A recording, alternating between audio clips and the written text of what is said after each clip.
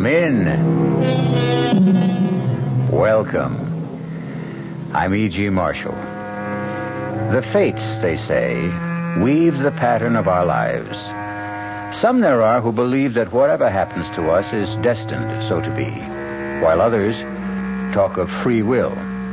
However it may be, certainly there is one element that touches all our lives, the element of the unexpected.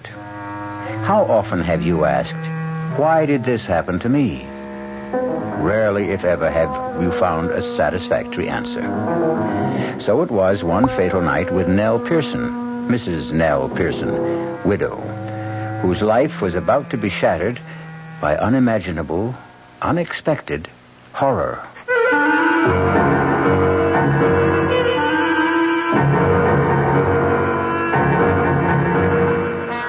Our mystery drama, The Lodger, was written especially for the Mystery Theater by George Lothar and stars Kim Hunter.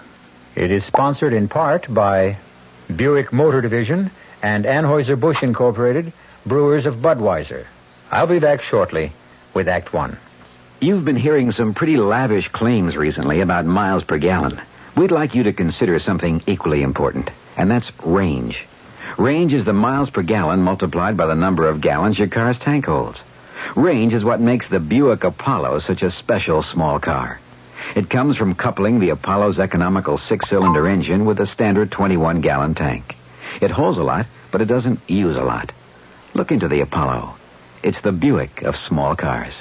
Hello, this is Goldilocks. It seems like only yesterday that I was a little girl tasting porridge. You know, this one's too hot. This one's too cold. And now I conduct taste tests on diet drinks. And there's one I must tell you about. Sugar-free diet 7-Up. It has a fresh, natural, delicious taste. It drives my taste-o-meter crazy. Sugar-free diet 7-Up. This one's just right. Dreaming about becoming richer? Why not wake up richer every day? At Suburban Savings in North Jersey, getting richer is an everyday reality, because Suburban has put into effect higher effective returns. Suburban's limited issue 7.50% savings certificate has an annual effective yield of 7.90%. And Suburban guarantees it from 4 to 10 years with a minimum investment of $2,500. You'll sleep a lot more soundly knowing your savings are earning more money at Suburban Savings. So sleep on Suburban's higher effective return tonight and come into any of Suburban's convenient offices tomorrow in Bayonne, Edgewater, Elmwood Park, Emerson, Hackettstown, Morris Plains, Nutley, Paramus, and Sparta. Early withdrawal prior to maturity is, according to regulations, subject to a substantial penalty.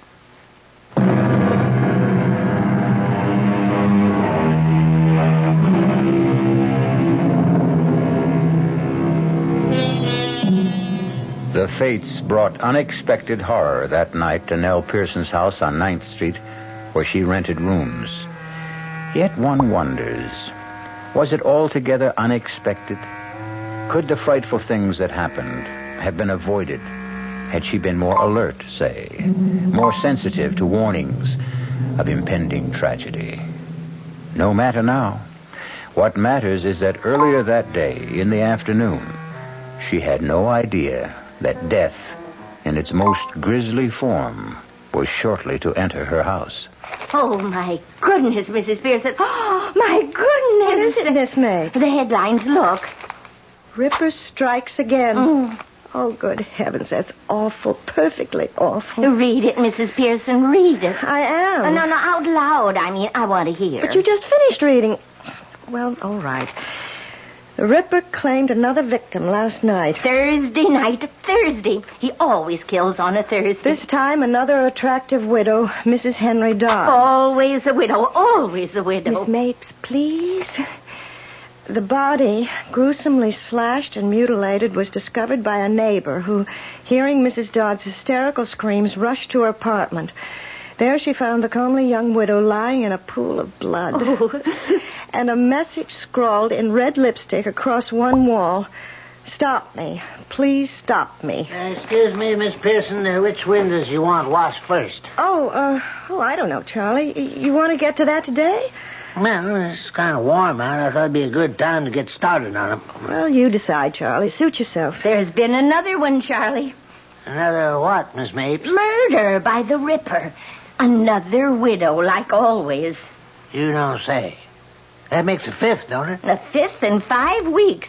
One a week for the past 5 weeks. And always on a Thursday night between 11 and 12. And always a widow. Oh, I better change my night out. What do you mean, Charlie? Yeah, well, Thursday's my night out, and you're a widow, Miss Pearson. You never know. The police might start putting two and two together. Oh, Charlie, you and your jokes. I don't think that one's particularly funny. I'm sorry, Miss Pearson. I was just funning, that's all. Well, take your fun out on those windows. All right, getting right to it, Miss Pearson. Getting right to it. Maybe he wasn't joking, Charlie. Not joking? Well, Thursday is his night out, and you are a widow, and, well, who knows? Oh, Miss Mapes, if I had your imagination... excuse me. Yes? How do you do? My name is Tony Adams. I saw your sign rooms. Wondered if you had a vacancy, maybe. Oh, yes, I do. Won't you come in? Thank you. I have a room on the second floor front. It's very spacious, light, and airy, too. Fine, I'll take it. You haven't even seen it. I've seen you. I don't go with the room, Mr. Adams. Oh, sorry, I meant it as a compliment, not a proposition. I'll show you the room. This way. May I ask your name? Pearson. Mrs. Eleanor Pearson. Nell. You've been in town long, Mr. Adams? Oh, no, a few weeks. I've been staying at a hotel, but, well, I never did like hotel living. Oh, what do you do? Reporter. I'm a reporter on the City Sentinel. Oh, that must be interesting. My husband always said newspaper work must be fascinating. What did he do? The room's this way. Why, he was a riveter. Putting in beams on new skyscrapers. Dangerous work. You been a widow very long? Oh, it's close to 3 years now that... How do you know I'm a widow? Don't look so surprised.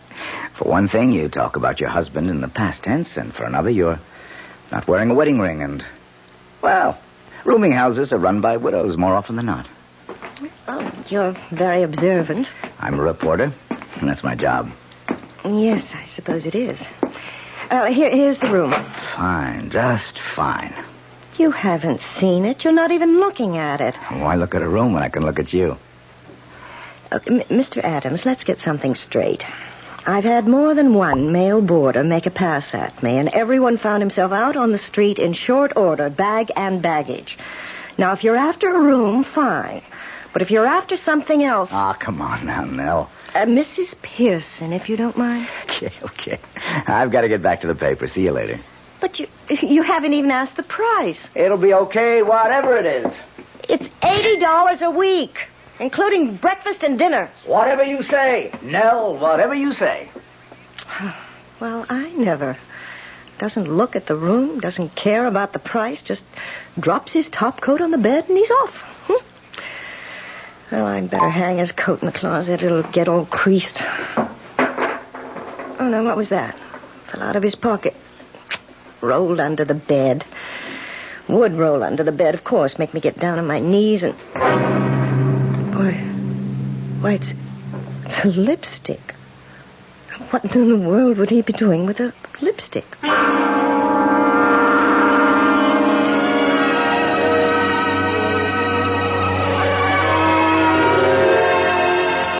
Oh, now why did you go and turn the TV set off, Charlie? You know I like to see who played what. Oh, I'm sorry, Miss Mapes. I forgot. Pretty good movie, huh? Oh, it was all right. You like it, Miss Pearson? What? What'd you say, Charlie?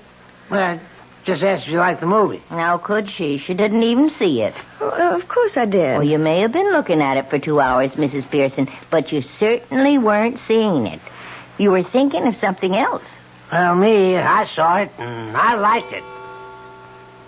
Oh, 10:30. Well, I'm off to bed. Oh, by the way, I finished the window washing today, Miss Pearson. Oh, good. I'm glad they only got to be washed twice a year. It's a big job. It took a whole week. Well, good night. Night. Good night, Charlie. Mrs. Pearson, now I'm not one to pry, but why don't you tell me what's bothering you? Bothering me? Now, you know something is been bothering you since that Mr. Adams arrived. Now, when was it now? This is Thursday, and he took the second floor front Friday it was. Mm-hmm. Now, I'll tell you something. You haven't been the same since. Oh, it's nothing, Miss Mapes. Nothing at all. Now, you don't fool me. Something's worrying you. I know it is. Oh, I might as well tell you. It's this. What? Well, it's a lipstick.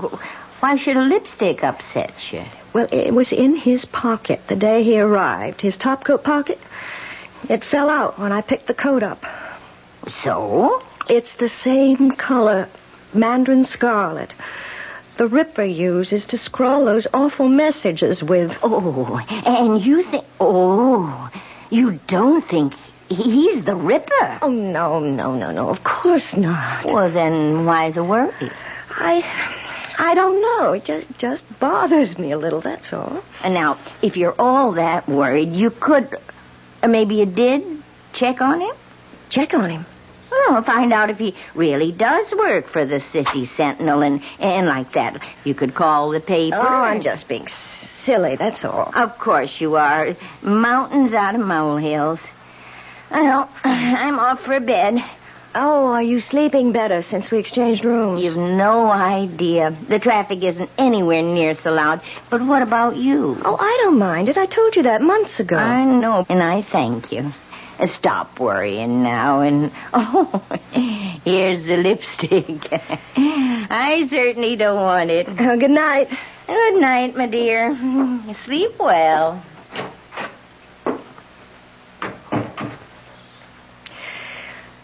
I wonder...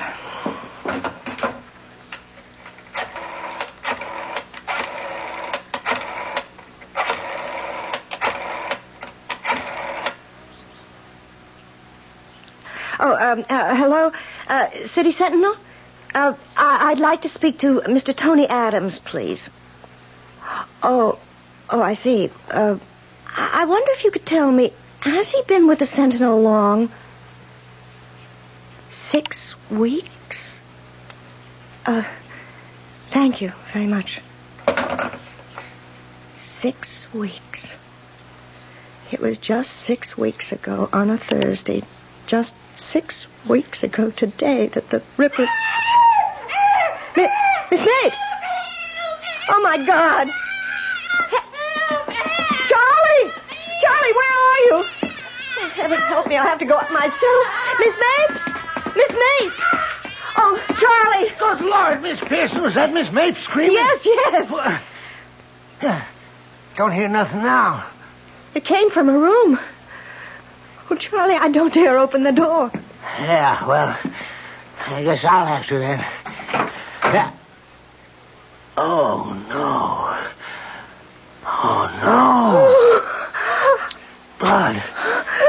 Blood all over. Hey, Miss Mapes, look.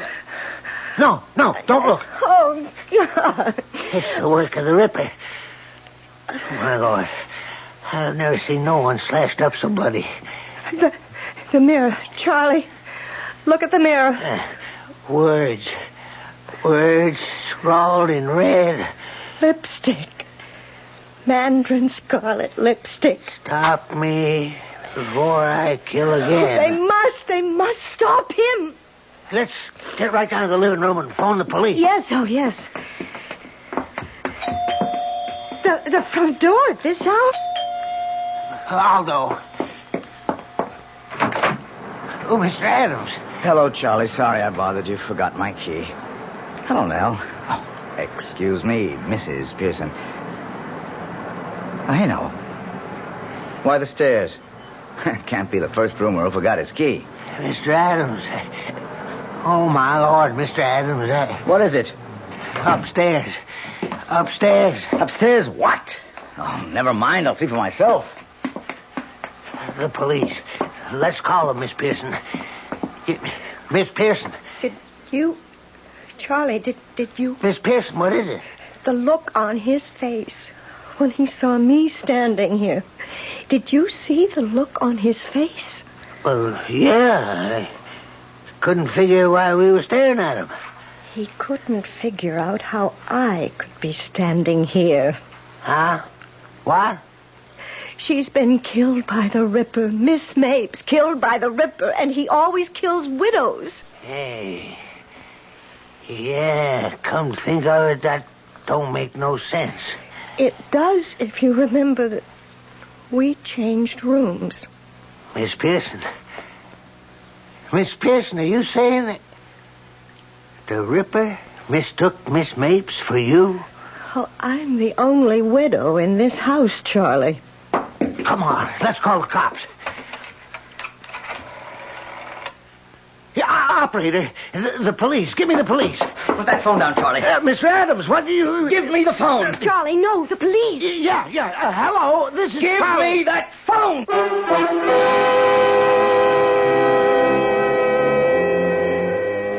So, weaving their pattern of the unexpected, the fates bring together on this fearsome night an innocent spinster named Miss Mapes and the Ripper, who mistook her for Nell Pearson.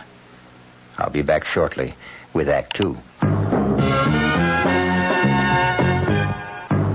When you feel like having a cold Budweiser, do you automatically reach for a glass? Well, sure, Bud's a great beer any way you drink it. But without a glass, you're really missing something. Now take that wonderful Budweiser head of foam, for instance. Those bubbles, tiny though they are, still amount to something pretty special at the top of your glass. Taste appeal and eye appeal. Two results of exclusive beechwood aging and natural carbonation. It takes a lot longer to brew Budweiser that way, but brewing beer right does make a difference that you can taste. That's why when you say Budweiser, you've really said it all. Anheuser-Busch, St. Louis.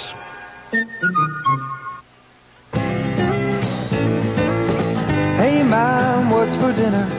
Hey, Mom, what you got? Here's ShopRite's suggestion for a delightful cookout dish. Boneless top round or sirloin tip steaks, just $1.69 a pound. Delicious cooked over the coals, just as delicious pan-broiled indoors. For a busy night, here's a quick dinner idea. Freezer Queen family-size frozen casseroles, all varieties except beef, just 99 cents for the 2-pound size at ShopRite. For dessert, Pepperidge Farm layer cake, 17-ounce box, 69 cents in ShopRite's frozen food case. Cooking out or cooking in, ShopRite has the answer. She loves the family.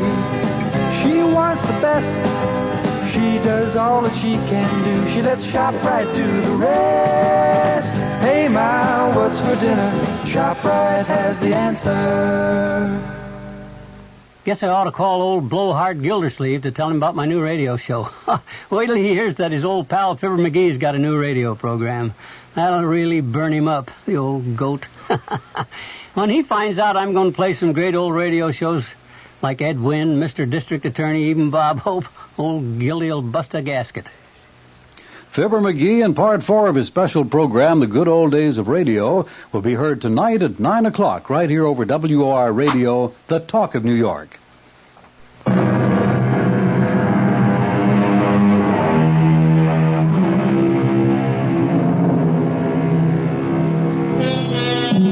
Mrs. Nell Pearson feels that she's about to faint as she sees her new boarder, Tony Adams, grab the telephone away from Charlie, the handyman, break the connection with police headquarters, and then begin to dial another number furiously.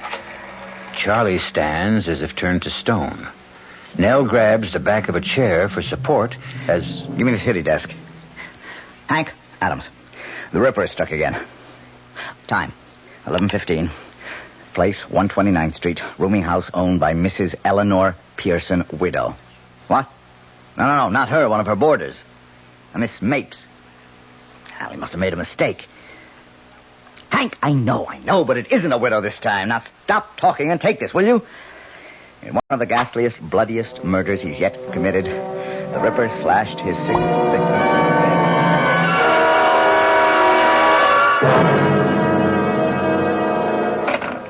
Sorry, I had to grab the phone out of your hand, Charlie, but a scoop's a scoop. Yeah, sure. Now, give me your stories. We'll start with you, Nell. Tell me, what happened? Oh, Nell, come now. Snap out of it. Stop staring at me and tell me what happened.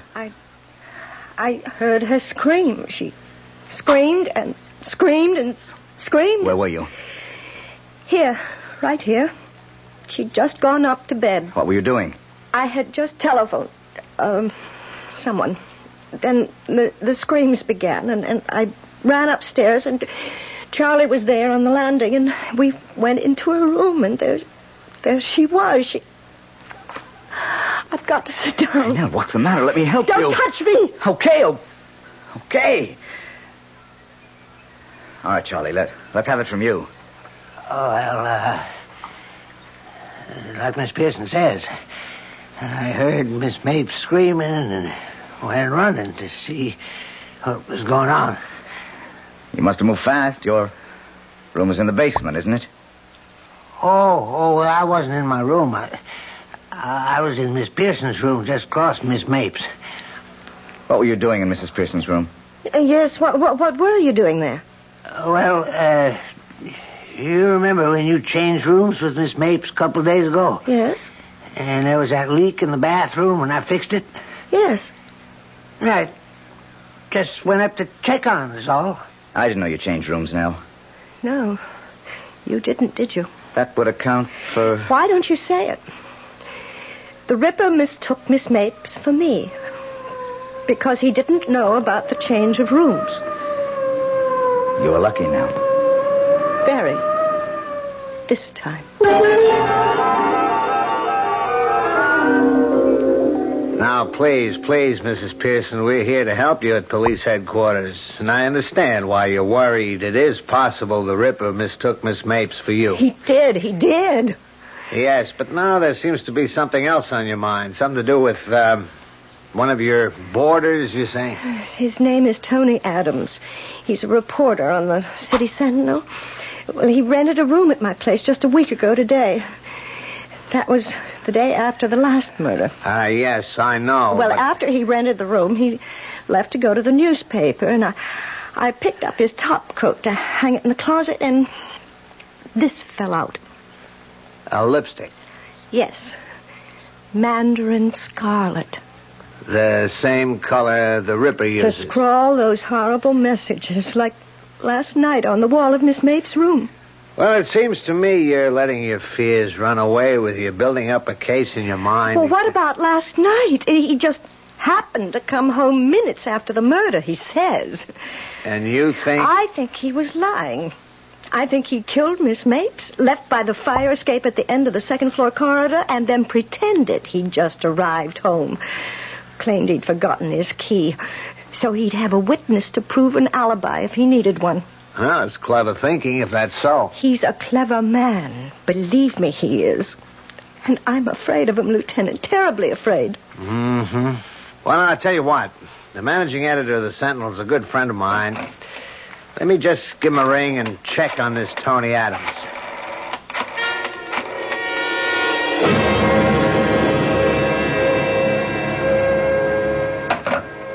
Mm-hmm.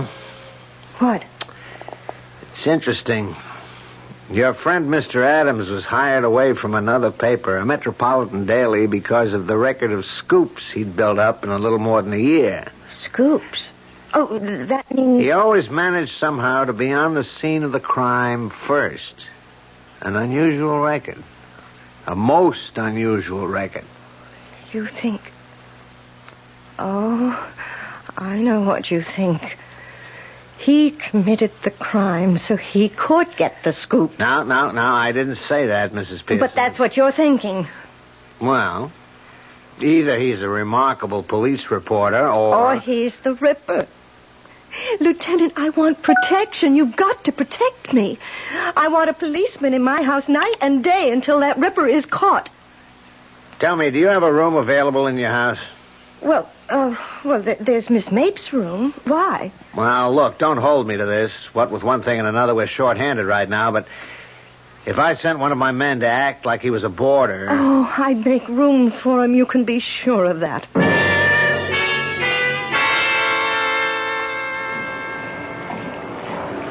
Oh, Nell. Charlie said I'd find you down here in the laundry room. Oh, what is it, Mr. Adams? What do you want? One thing I want is for you to call me Tony. One thing I want for you is to stop calling me Nell. Oh, come on. What have you got against me? Look, Mr. Adams, I've got a lot of work to do. Well, not much sense asking you now. What is it?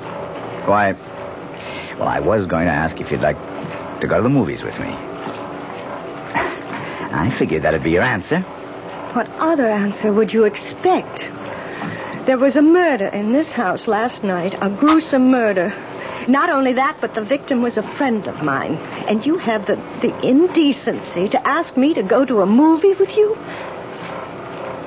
Yeah, I guess you could look at it that way, only... Look, I wish we could be friendlier, that's all. I'll level with you now. Excuse me, Mrs. Pearson. I've been thinking of settling down for some time now.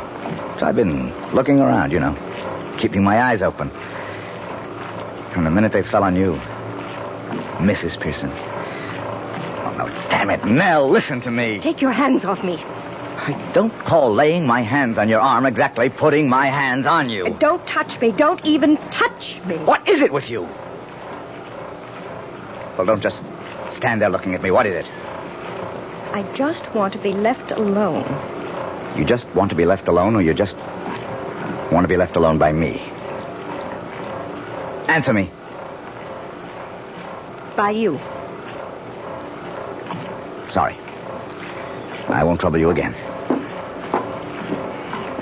Good night. What are you doing there?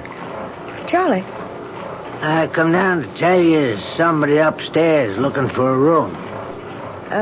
Man or woman? Man. Oh, well, if you'll excuse me, Mr. Adams. How long were you standing there, Charlie? Me? I just come down. Why? Nothing, Charlie. Nothing.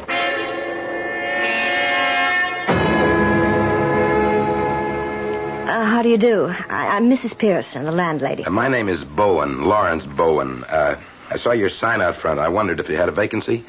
Yes, I do. A bed sitting room. Would you care to see it? If it's not too much trouble. No trouble at all, if you follow me. Did anyone recommend you here, Mr. Bowen? Well, no. I couldn't say I was recommended, although... Yes? Well, you might say I heard what happened here last night, and well, that's why I'm here. Well, here we are. This is the room. So this is where it happened? Yes. Huh. What a shame to die like that. Maybe you could fill me in on some things. I got a lot from Lieutenant Goldman, but I'd like to hear your side of things. Well, it's like this, Mr. Bowen.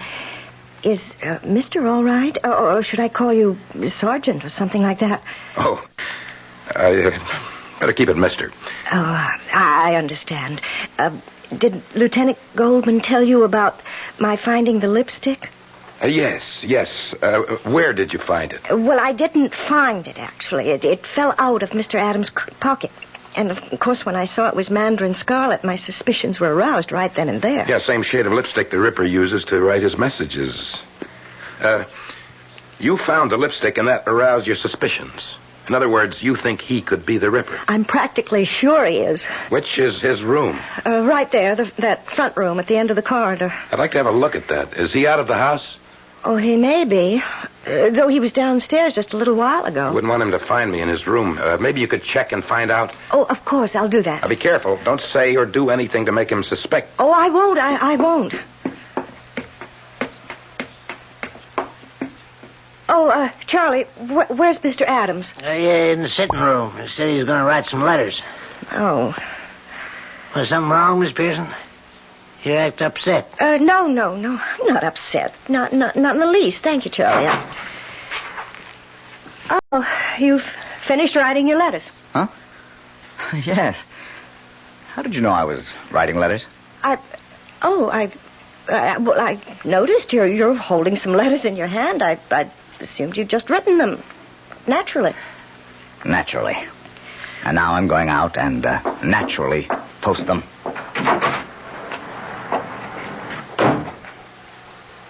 Say, what's, that's none of my business, I guess, but you two at each other's throats or something? As you say, Charlie, none of your business. He's gone. He just went out to mail some letters. How long will it take him? Well, the nearest box is 2 blocks away, at least 5 minutes. Have you got a key to his room? Master key, yes. Have it right here. Have to move fast, but go ahead. Open his door. Now, while I'm looking around, you better go to the head of the stairs and keep an eye out for him. Yes. Let's see. Suitcase. It's open. Good. That does it. Mrs. Pearson. Come here a moment. Yes? Have a look inside his suitcase. What? Lipsticks. 3, 4, 6 of them. And all of them mandarin scarlet. Then I was right. You were more than right. You were smack on target. And look here, under these shirts. I got a knife. A long knife. Butcher's knife, Mrs. Pearson. The knife, I'm sure, that was used on all 6 victims. Oh, Lord be with us. What are you going to do? For the moment, nothing. Nothing? You're not going to arrest him? Well, we could arrest him. But I don't think we'd be able to hold him. Evidence like this, it's purely circumstantial. When we nail this bird, we want to nail him for good. Oh, I don't know. Maybe you ought to talk to Lieutenant Goldman and get his opinion. I will. You can depend on that. And I'll do it, Mrs. Pearson, not you. Well, I don't understand. If Adams is planning to murder you, he's keeping tabs on you. So don't try to contact the lieutenant in any way. Leave all that to me. Oh, very well, I will. Oh, Mr. Bowen, I can't tell you how glad I am you're here. There's no question about it now. He is the Ripper. He was planning... is planning to kill me. Well, he won't. I'll see to that. And that's a promise.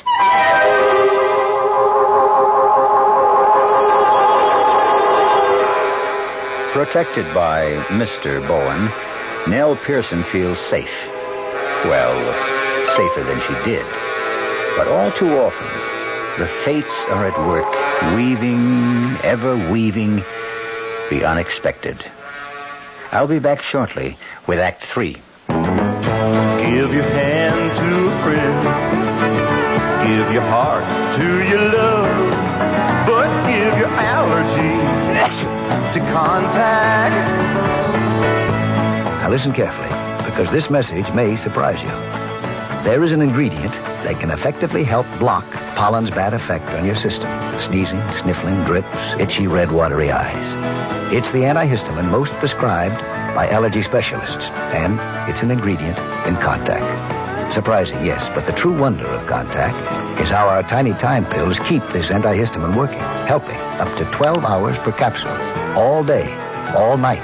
Allergy is our business, too. Give your hand to a friend. Give your heart to your love. But give your allergy to Contact. Take Contact only when needed, only as directed.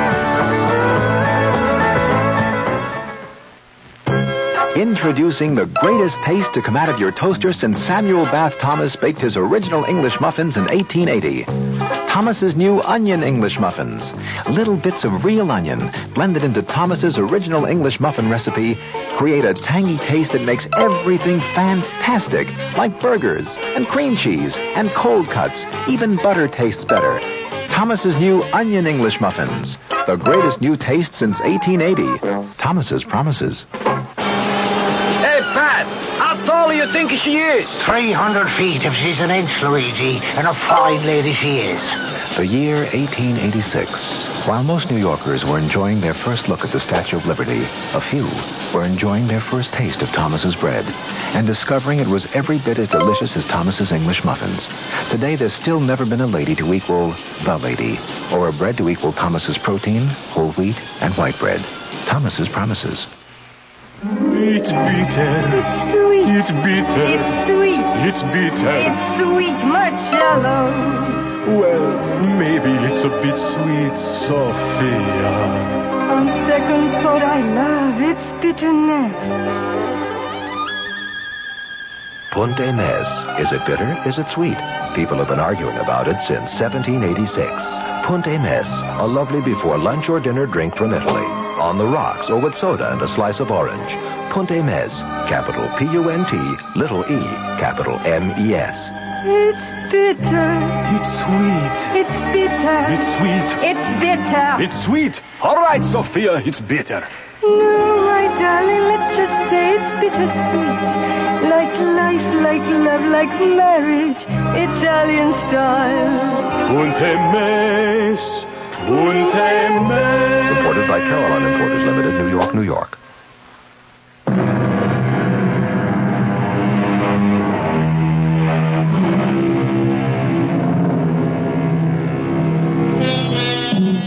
With Officer Bowen in the house to protect her, or perhaps I should say Mr. Bowen, Nell Pearson seemingly has nothing to fear.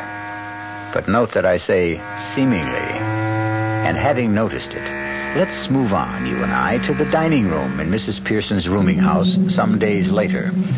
In fact, the evening of the following Thursday. Delicious meal, Mrs. Pearson. As always. Thank you, Mr. Bowen. Sure is. Mr. Bowen. Yes.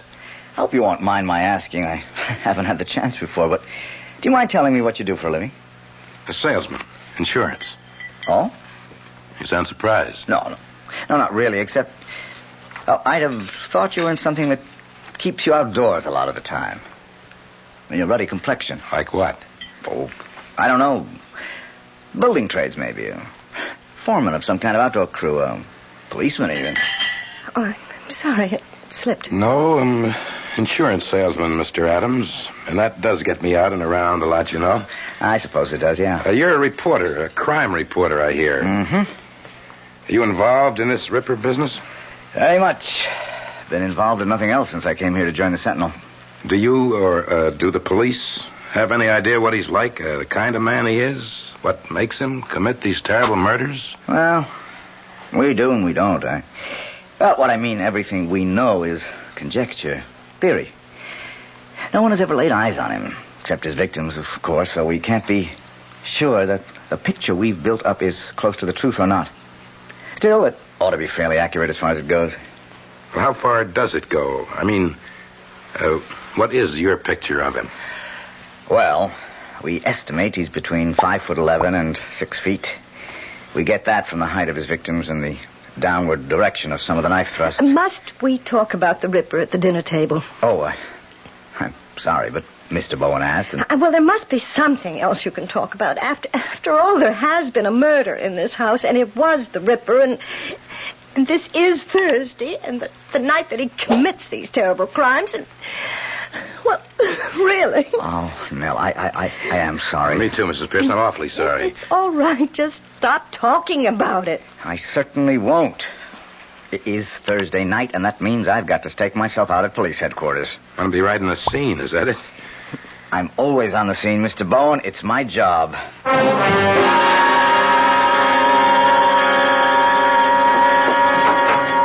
Well, here we are, Mr. Bowen. Come in. Well, now, this is very nice. Very comfortable, Mrs. Pearson. I can't understand why Miss Mapes, poor woman, wanted to change rooms with you. Well, the noise of the traffic bothered her. Well, no traffic noise that I can hear. Well, that's because it's so late. It's nearly 11, but Miss Mapes usually went to bed quite early. I see. Better lock the door, Mrs. Pearson. Oh, but with you here to protect me... Well, the fewer chances we take, the better. Oh, well, I'll lock it. Good. Now, all we have to do is just sit and wait. Till midnight, that is. After midnight, you'll be safe. At least till next Thursday. You mind if I turn on the TV? Oh, of course not. Why should I? Well, you'll want to read your newspaper you brought, won't you? No, not necessarily. I thought I might kill time while waiting, but... No, go ahead. Go ahead, turn it on. We can catch the 11 o'clock news when it... Oh, excuse me. Hello? Mrs. Pearson? Yes. This is Lieutenant Goldman, police headquarters. Oh, yes. I just wanted to let you know you have nothing to worry about tonight. Oh, I'm sure I don't. I feel perfectly safe. You'll feel even safer when Officer Randolph gets there. Did you hear me, Mrs. Pearson? Why, no. What did you say? I've sent one of my men, Officer Randolph, over to your place. He ought to be with you in about 5 or 10 minutes. I'm very sorry I couldn't send anyone to stay with you through the week, but as I told you, we're short-handed. You understand? Mrs. Pearson? Yes, I understand. Good. Don't worry now. Goodbye. Friend? What? Friend calling to see if you're okay? Yes. Yes. Well, you are. All your worries will be over by midnight. Would you like something to drink? Oh, no. I'd like a cup of coffee myself. I'll just run down to the kitchen. No. I can't take a chance of letting you out of my sight, Mrs. Pearson. Not now. It's 11 o'clock. Time when the Ripper does his killing. Even though he doesn't want to. Doesn't want to? No, he doesn't want to kill. He has to. How do you know? Why else would he scrawl those messages? Please stop me. Don't let me kill again. Always with the same kind of lipstick, Mandarin Scarlet. And why a lipstick? One of these. Why one of these? You're... Yes? You're the Ripper? I'm sorry to say that I am, Mrs. Pearson. I wish I weren't. Look, you don't have to be. I do. I can't help myself. I just can't. Right now, this minute, I know what I'm going to do. And I don't want to do it.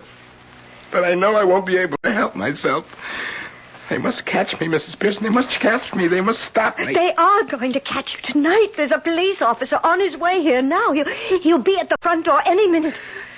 But you won't be able to admit him. Someone will. Charlie will. I don't see how. What do you mean you don't see how? He'll ring the front doorbell and keep ringing until someone answers. No one will hear the doorbell, Mrs. Pearson. I disconnected it. Newspaper you brought. Not to read. To carry this. The knife.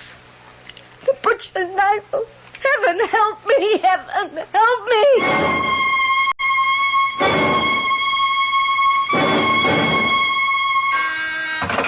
Goldman. Yes, send him in. Come in, Adams. Got a message you wanted to see me when I came in. Yeah. Coffee? Never turn it down. I just wanted to let you know I assigned a man to stay with Mrs. Pearson between 11 and midnight, and another hour or so after that, just to be sure. Thanks a heap, Lieutenant. I appreciate that. I think you're more worried about her than she was about herself. Well, to tell you the truth, I'd have stayed with her myself if I didn't have to cover headquarters. And if she'd have let me. Let you?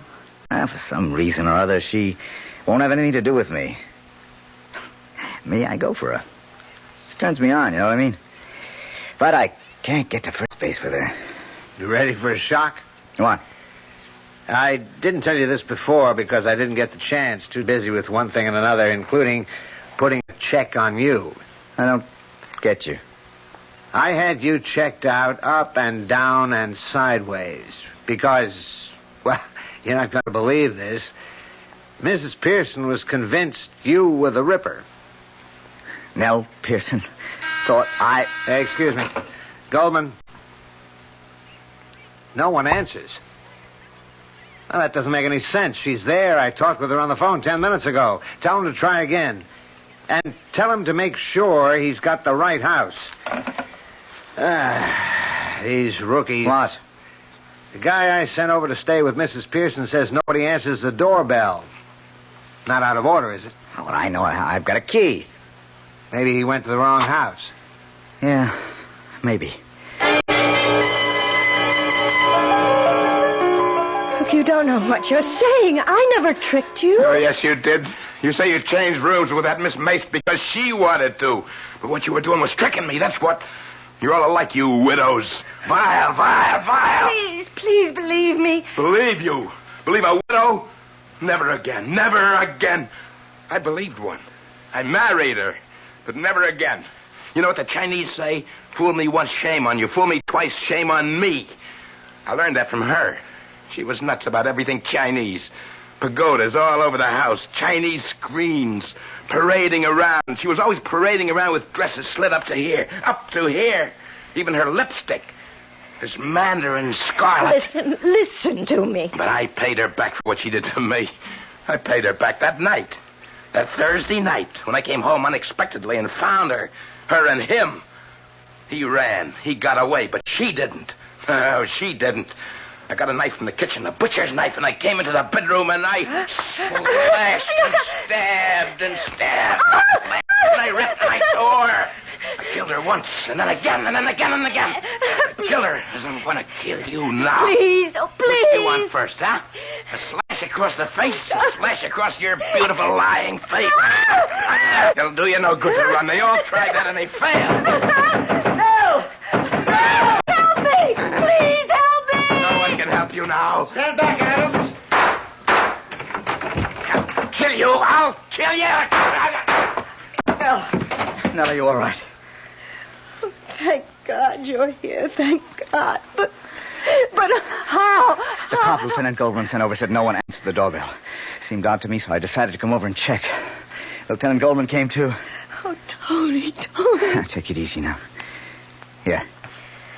Sit down. That's it. Can you ever forgive me?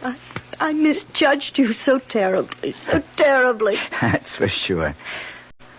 What about him, Lieutenant? He's gone. I hated to kill him, but I had no choice. Well, not the way he came at you, swinging that butcher knife. Hey, what are you doing? Calling the Sentinel. What else? I've got another scoop. If you don't mind. Hey, what? Operator, give me police headquarters. Oh, that's gratitude. I lead you to the Ripper, and you swindle me out of my scoop. You'll get your scoop. And the way Mrs. Pearson is looking at you, I'll say you get another. Hello, this is Goldman. Give me homicide. Will I know? What? Chief. Tony? This is Lieutenant You Goldman. know I've been crazy about you since I laid eyes on you. Yeah. You do know that. Yes. No? Yes, I guess I do. Had to kill. Well, look, that movie I asked you to go to, they've held it over another week. Okay. Will you go with me some night? I'd love to. Anytime. Any night. But Thursday.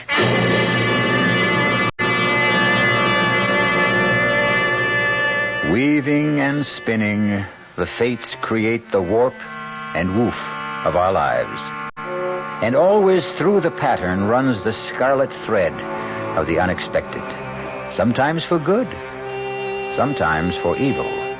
And make no mistake, as the unexpected awaited Nell Pearson, so it awaits you. Great taste in the morning. Kellogg's has that wholesome taste to get you up and grinning. This is Jerry Coffer for Kellogg's Special K. We've been having some fun in our television and radio commercials by using a ball and chain to symbolize the slight overweight problem common to so many of us. We point out that being a few pounds overweight is just a little more difficult for you. Climbing stairs, just walking around, even sitting down can feel, well, like you're wearing a ball and chain. In case you missed the message, it's this. If you really want to get rid of that extra weight, you really have to work at it by exercising and with sensible meals like the Special K breakfast. A 1-ounce bowl of Special K, America's favorite high-protein cereal, 4 ounces of skim milk, tomato juice, and coffee. Less than 240 calories. Nutritious and, by the way, delicious. So why not begin each day with a Special K breakfast and then keep up the good work? Special K can't help you lose weight all by itself, but it really is a good start. Hi, Ms. Goldilocks here. Professionally taste-testing diet drinks can be very difficult, but I've just had to bear with it. Then I found sugar-free Diet 7-Up. It doesn't taste like other diet drinks. It's fresh, light, natural, delicious. Sugar-free Diet 7-Up tastes so good that I've taste-tested it hundreds of times, and each time I've given it my seal of approval. Yes, this one's just right. Buick introduces a new concept for you to consider in light of all the concern about miles per gallon. Range. Range is what you get when you multiply the mileage your car gets per gallon by the number of gallons your car's gas tank holds. Range is one of the things that help make Buick Apollo such a special small car. It comes from coupling the Apollo's economical 6-cylinder engine with a standard 21-gallon gas tank. It holds a lot, but it doesn't use a lot. Look into the Apollo. It's the Buick of small cars. America. We're big on that. New York, Denver, Minneapolis, St. Paul, Dallas, Fort Worth. Ozarks 2/3 transcontinental, serving more than 60 cities, all very important to us, and to the millions of people we serve each year. America. We're big on that at Ozark Airlines. Now go Ozark's evening jet at 6:45 to Washington with through service to Champaign, Urbana, and Peoria.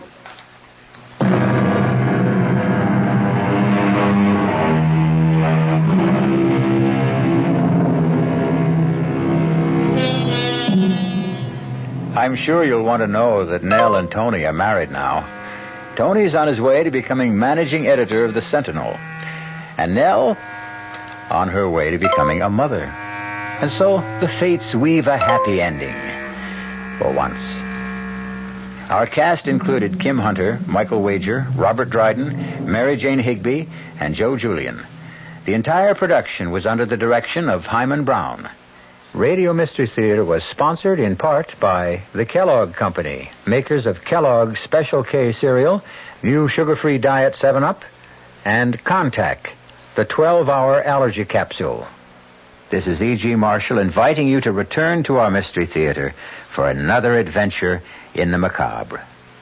Until next time, pleasant dreams.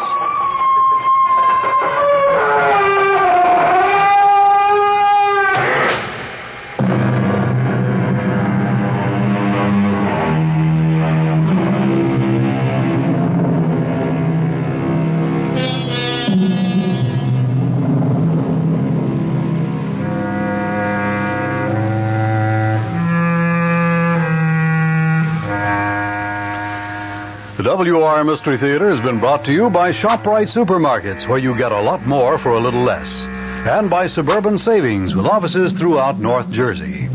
The preceding Mystery Theater program was furnished by the CBS Radio Network.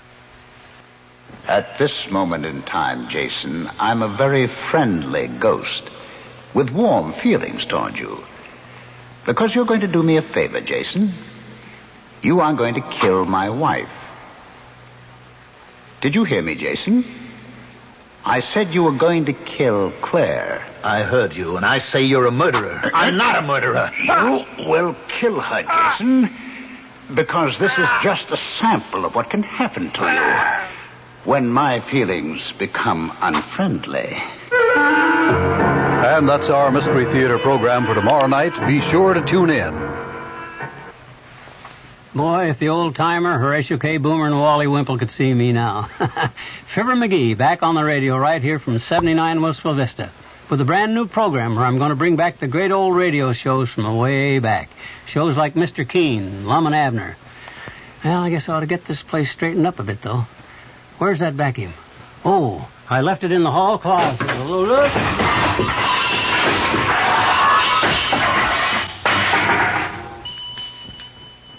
Gangbusters, Duffy's Tavern, Mr. District Attorney are just some of the highlights of Fibber McGee's special program, The Good Old Days of Radio, tonight at 9:05 right here on WOR. I'm Fulton Lewis in the Mutual Broadcasting System studios in Washington, D.C. Now, my commentary. President Nixon, it appears, will continue to take his case to the public at large, thereby hoping to head off any impeachment drives that may develop on Capitol Hill.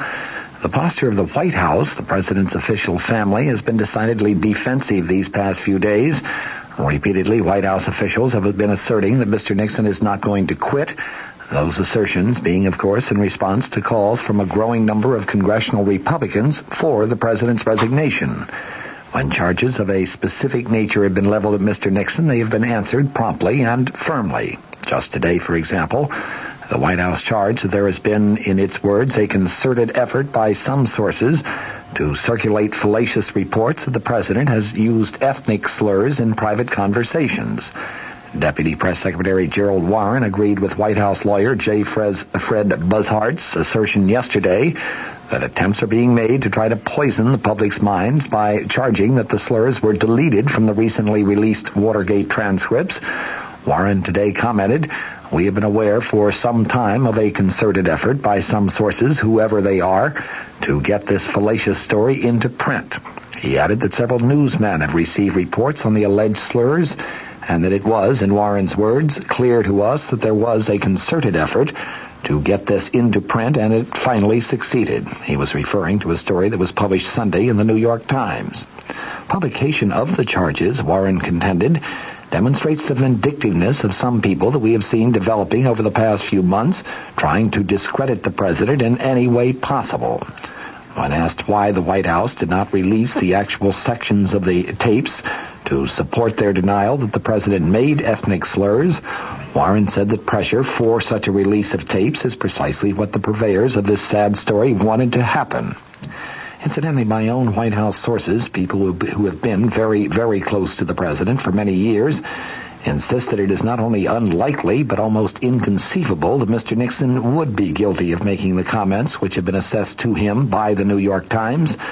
As one White House aide put it, the words, the references, I don't believe are even part of the president's vocabulary. His choice of language might get a little rough at times, but ethnic or religious or racial references are never incorporated into that roughness.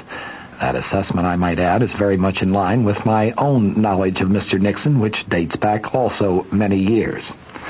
The proof of the pudding is in the eating. The proof of this pudding could well come when Peter Rodino, the chairman of the House Judiciary Committee, and Representative Hutchinson, the ranking Republican member, accept the president's invitation to personally hear the full tapes, the transcripts of which were released 2 weeks ago tomorrow. From the Mutual Studios in Washington, I'm Fulton Lewis, and that's the top of the news as it looks from here.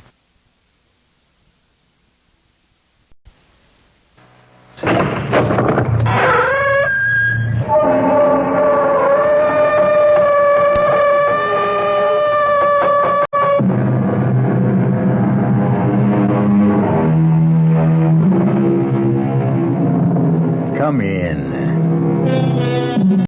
Welcome. I'm E.G. Marshall.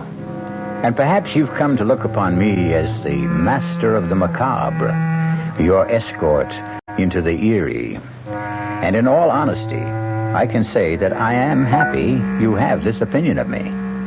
I'll admit to an affinity for tales of the supernatural, and even a sneaking fondness for ghosts. Some ghosts, that is. I cannot say that I have liked every ghost I have met, because in my experience, there can be some very unpleasant ghosts. Our mystery drama, Voices of Death, was written especially for the Mystery Theater by Murray Burnett and stars Mandel Kramer and Ralph Bell. It is sponsored in part by Sign-Off, the Sinus Medicines, and Anheuser-Busch Incorporated, brewers of Budweiser. I'll be back shortly with Act One. Hello, Ms. Goldilocks here, and welcome to my professional taste-testing laboratory. Oh, Papa Bear, could you bring that case of sugar-free Diet 7-Up over here? Another case? Miss Goldilocks, you're drinking the sugar-free Diet 7-Up like there's no tomorrow. You can't still be taste-testing it. Oh, no, Papa Bear. Sugar-free Diet 7-Up has already earned my seal of approval. It's fresh, light, natural, delicious. I drink it because I love its taste. Now hurry up. Okay, here. This sugar-free Diet 7-Up really tastes delicious.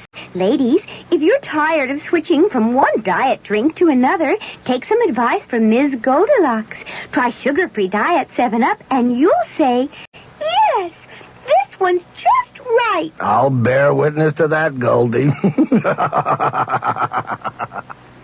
Instead of working your money up the savings ladder, why not start your savings right at the top with Suburban Savings 7.50% savings certificates?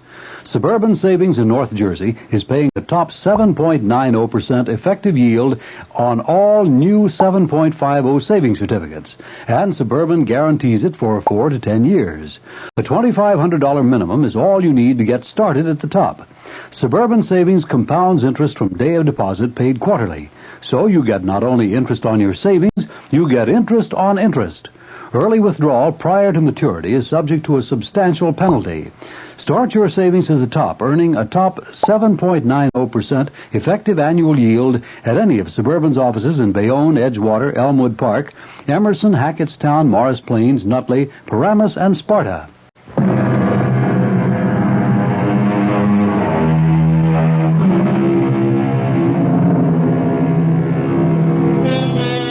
There are many stories about faceless voices that speak to lonely people.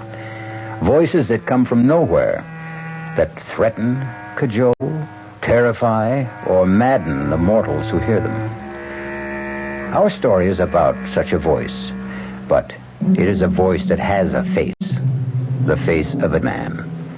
Most of us know what to expect when we turn on a television set. But the last thing Jason Phillips expected was to have the face of a man appear on his television tube. How did the face of Peter Truro get on my TV screen? Peter, I'm sure if you were alive, you'd understand why yours is the last face I'd want to look at. So forgive me for switching stations. What is this, Peter again? I'll try another channel. On every channel? Peter Truro? That's ridiculous. And no sound. What's wrong with the sound? Nothing, Jason. This isn't the normal way to return. Well, I'm seeing things. And hearing them. Peter Truro is been buried. He couldn't be talking to me from my TV screen. Everything happened so suddenly with Peter and Claire and that lousy Linville. Put the TV back on. Relax, Jason. I'm not a delusion. I realize that my talking to you this way must be quite a shock, but you're really seeing and talking with Peter Truro. Oh, sure. Peter Truro, who's been cremated for 10 days. The body, yes, Jason, but nothing else. Now, just as soon as we complete our business, you'll be rid of me, and you'll be happy. You keep talking about business. What kind of business can we have? You're going to do a little job for me, Jason. You're going to kill my wife. There's absolutely no point in your turning off the television, Jason. You're a fraud, Peter. I don't know how you got into my set, but you're a fraud. Come on now. You're not going to claim that you're still upset because, after all, I am a ghost? Well, of course. It's a perfectly natural occurrence, isn't it? Everyone who watches television sooner or later finds himself face to face and talking with a ghost every time he turns on his set. Well, what you're really telling me is that you're afraid I'm not a ghost at all, but a figment of your imagination. And you find that strange. You don't think that that's enough to upset me? Of course it is, Jason. Like Hamlet, you're wondering about your brain. Yes, I am. Well, I can take that worry off your shoulders. How? Suppose Claire comes to see you. Claire? What would she want? An attack of conscience. Guilt. Whatever you may want to call it. But, Jason, I will make Claire visit you. And then we will talk again.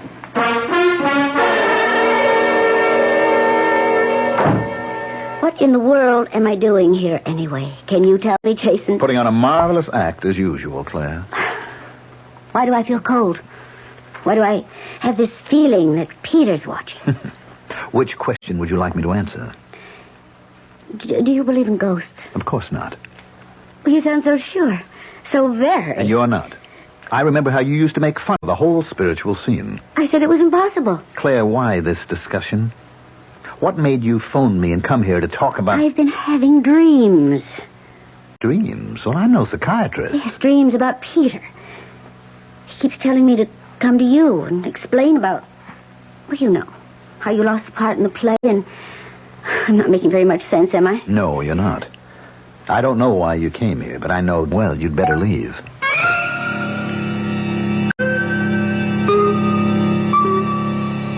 Are you convinced, Jason? Do you believe now that I'm a ghost? Well, you heard Claire. You know I sent her to you. So she says. I don't know whether it was smart to throw her out so abruptly. She may become suspicious. About what? About your wanting to kill her. You're out of your mind. You're crazy.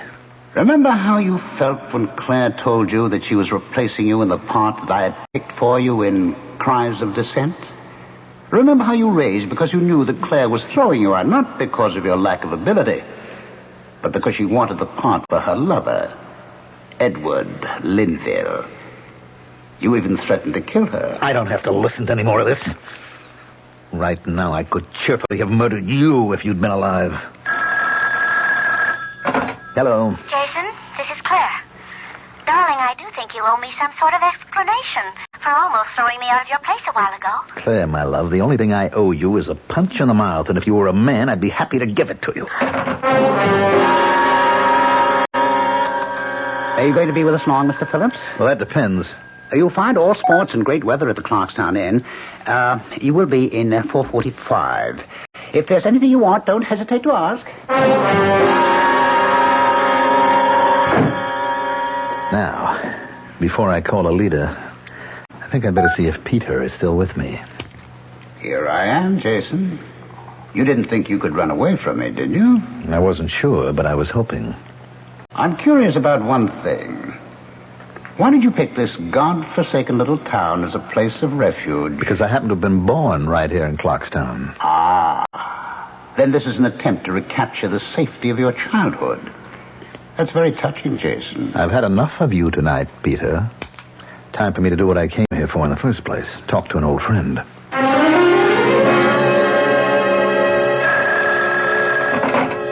Hello? Alida, what a delight to hear your voice after all these years. And it is a pleasure to hear yours, Jason. Oh, Alida, you're too much. After all these years, you hear me say your name and immediately you know my voice. It is a distinctive voice, Jason. Are you calling from New York? No, I'm at the inn right here in Clarkstown. Matter of fact, I came here just to see you. How nice. But, Jason, there's been a lot of years since we last spoke. And right now it's almost past my bedtime. How about breakfast with me tomorrow?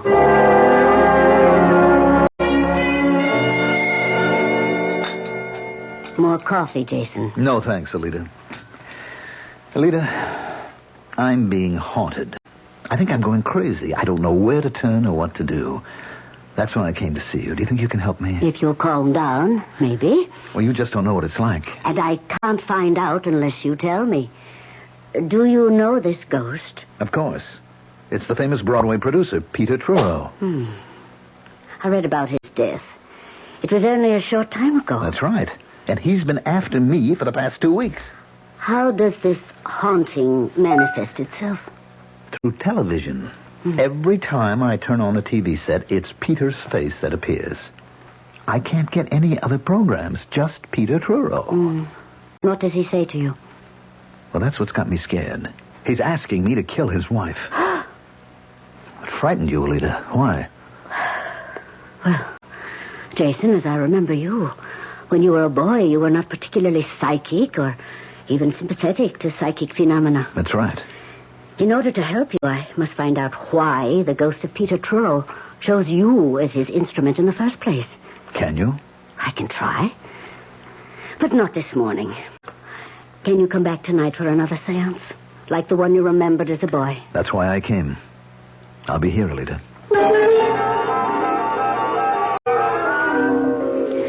I can't promise anything will come out of this.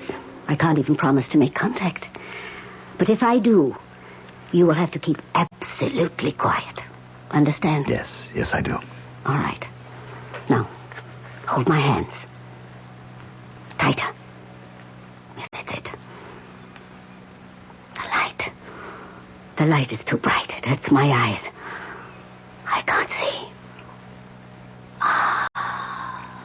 Better, yes. That's better. Now, I see.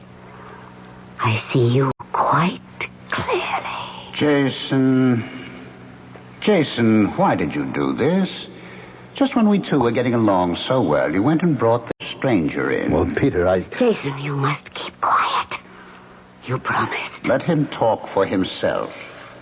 We have some wonderful chats when we're alone. Jason is a friend of mine. He has asked my help. Why did you choose him to torment? It is I who am in torment. You must know that. It is I who cannot rest until a vow has been kept. What vow? The marriage vow. Has it not been kept? Did you not plight love till death do us part? No. Our vow was to remain faithful and loving forever. We changed the marriage ceremony, and the vow has not been kept. And I seek revenge. I will have revenge.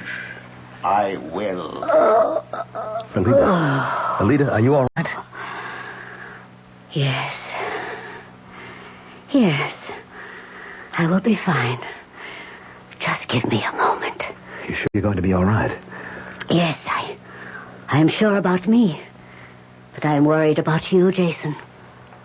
I am not sure about you.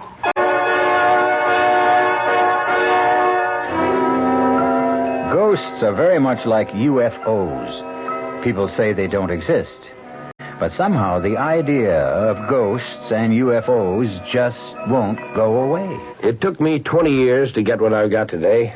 A nice house, a couple of comfortable, good-looking cars. Then along came all the concern about miles per gallon.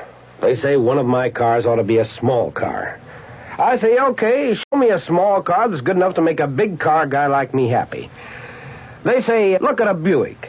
I say, go on, Buick doesn't even make small cars. Look at the Apollo, they say. So I looked. Buick does make a small car. But this one's got some room and comfort. And something else. A 6-cylinder engine and a standard 21-gallon gas tank. Put those together and you've got range. Well, that's just important to me as miles per gallon. So I consider everything about the car, the economy naturally, but also how nice it was inside and how smooth it was. And I bought the Apollo. There's nothing wrong with a small car, as long as it's a Buick. Apollo, the Buick of small cars. Hey, ma'am, what's for dinner? Hey, ma'am, what you got? Here's ShopRite's suggestion for a delightful cookout dish. Boneless top round or sirloin tip steaks, just $1.69 a pound. Delicious cooked over the coals, just as delicious pan-broiled indoors. For a busy night, here's a quick dinner idea. Freezer Queen family-size frozen casseroles, all varieties except beef, just 99 cents for the 2-pound size at ShopRite. For dessert, Pepperidge Farm layer cake, 17-ounce box, 69 cents in ShopRite's frozen food case. Cooking out or cooking in, ShopRite has the answer. She loves the family. She wants the best. She does all that she can do. She lets ShopRite do the rest. Hey, Ma, what's for dinner? ShopRite has the answer. This is WR New York and RKO General Station.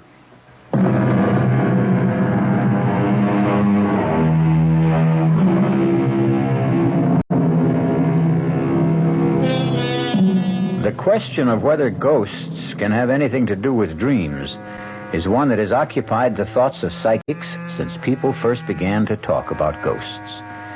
Jason Phillips was haunted by a ghost, not in his dreams, but one who took over his TV set. Jason is seeking help, not from an analyst, but from an old and respected medium whom he had known since childhood. All right, Alita. I don't mean to start a discussion. All I want to know is how do I get rid of the ghost of Peter Truro? I wish I could tell you. You mean I can't get any help? I'll have to spend the rest of my life listening to Peter insisting that I kill Claire for him? You can turn off your television, can't you? Oh, great. I'll never look at a TV set again. Is that your solution? How deeply was Peter devoted to his wife? What kind of question is that? A very important question. Well, there was a jealousy act that Peter was putting on. What made you think it was, as you put it, an act? Because nobody could have been that jealous. What about the relationship? Was it a good one? I don't know. I never stopped to think about it. There was the difference in age. I mean, Peter was some 18 years older than Claire, and he was Broadway's outstanding producer, and she was an actress. Are you trying to say that Claire married Truro to advance her career?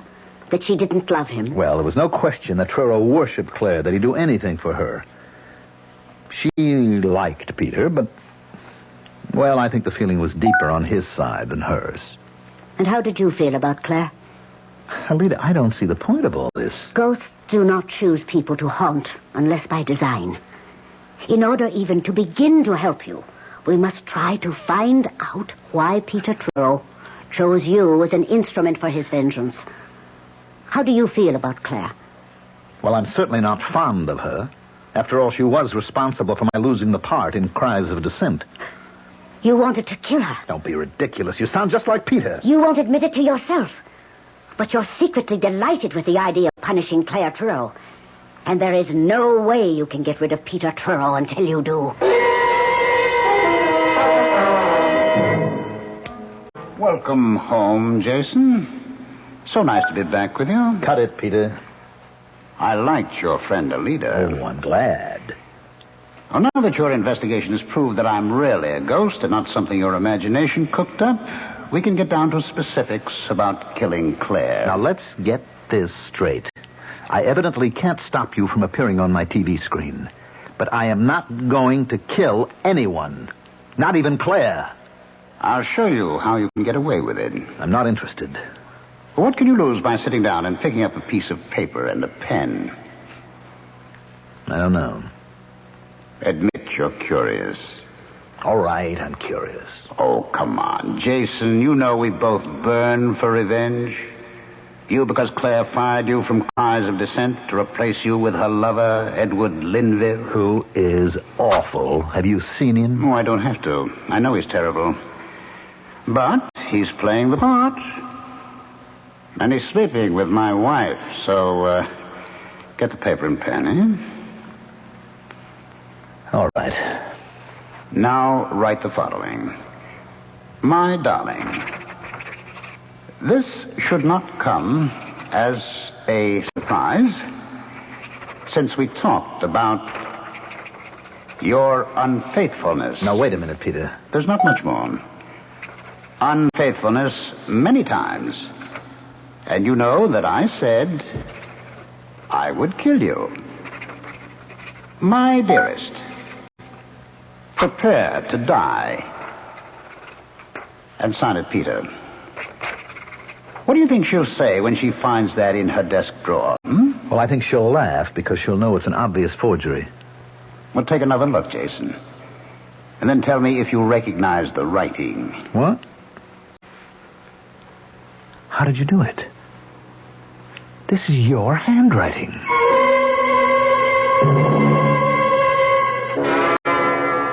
Please, Edward, don't make me look again. Darling, you must. This thing has gone too far for you to give in to it now. Now, please open the drawer. What if I find another of those horrible notes? You won't find any more. I've had the only key to the drawer in my pocket for the past 2 days. Oh, can't we just let it go for now? Open the drawer. Now, here's the key, darling. What was it? Another note. Another one. Well, that's impossible. Let me see. No, don't. It's impossible, you said. Impossible. All right, Edward, read what it says. Read it. And tell me it's impossible. I think we should go to the police. And tell them what? That you're getting notes from a man? Well, haven't you been telling me all along that was impossible? Of course I have. Then we can go to the police and tell him that some vicious practical joker is blackmailing me. He hasn't asked for anything. Oh, he's building up to it. I know he's building up to it. Who is he? That's the big question. Who is doing this and how? I'll swear that the notes are in Peter's handwriting, and any handwriting expert will swear to the same thing. Then maybe we should ask the police to begin looking for a master forger? I thought you said we shouldn't go to the police. Well, I have an idea. Now, it may be crazy, and well, I don't know whether or not it'll help, but it's an idea. I'll do anything to stop this nonsense. Well, maybe we should find a spiritualist and have a consultation. Who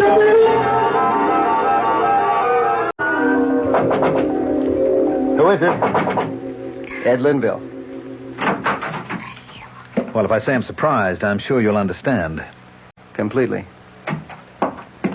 And I'm sure that you'll understand that I wouldn't be here in your apartment unless I thought it was very important. Granted.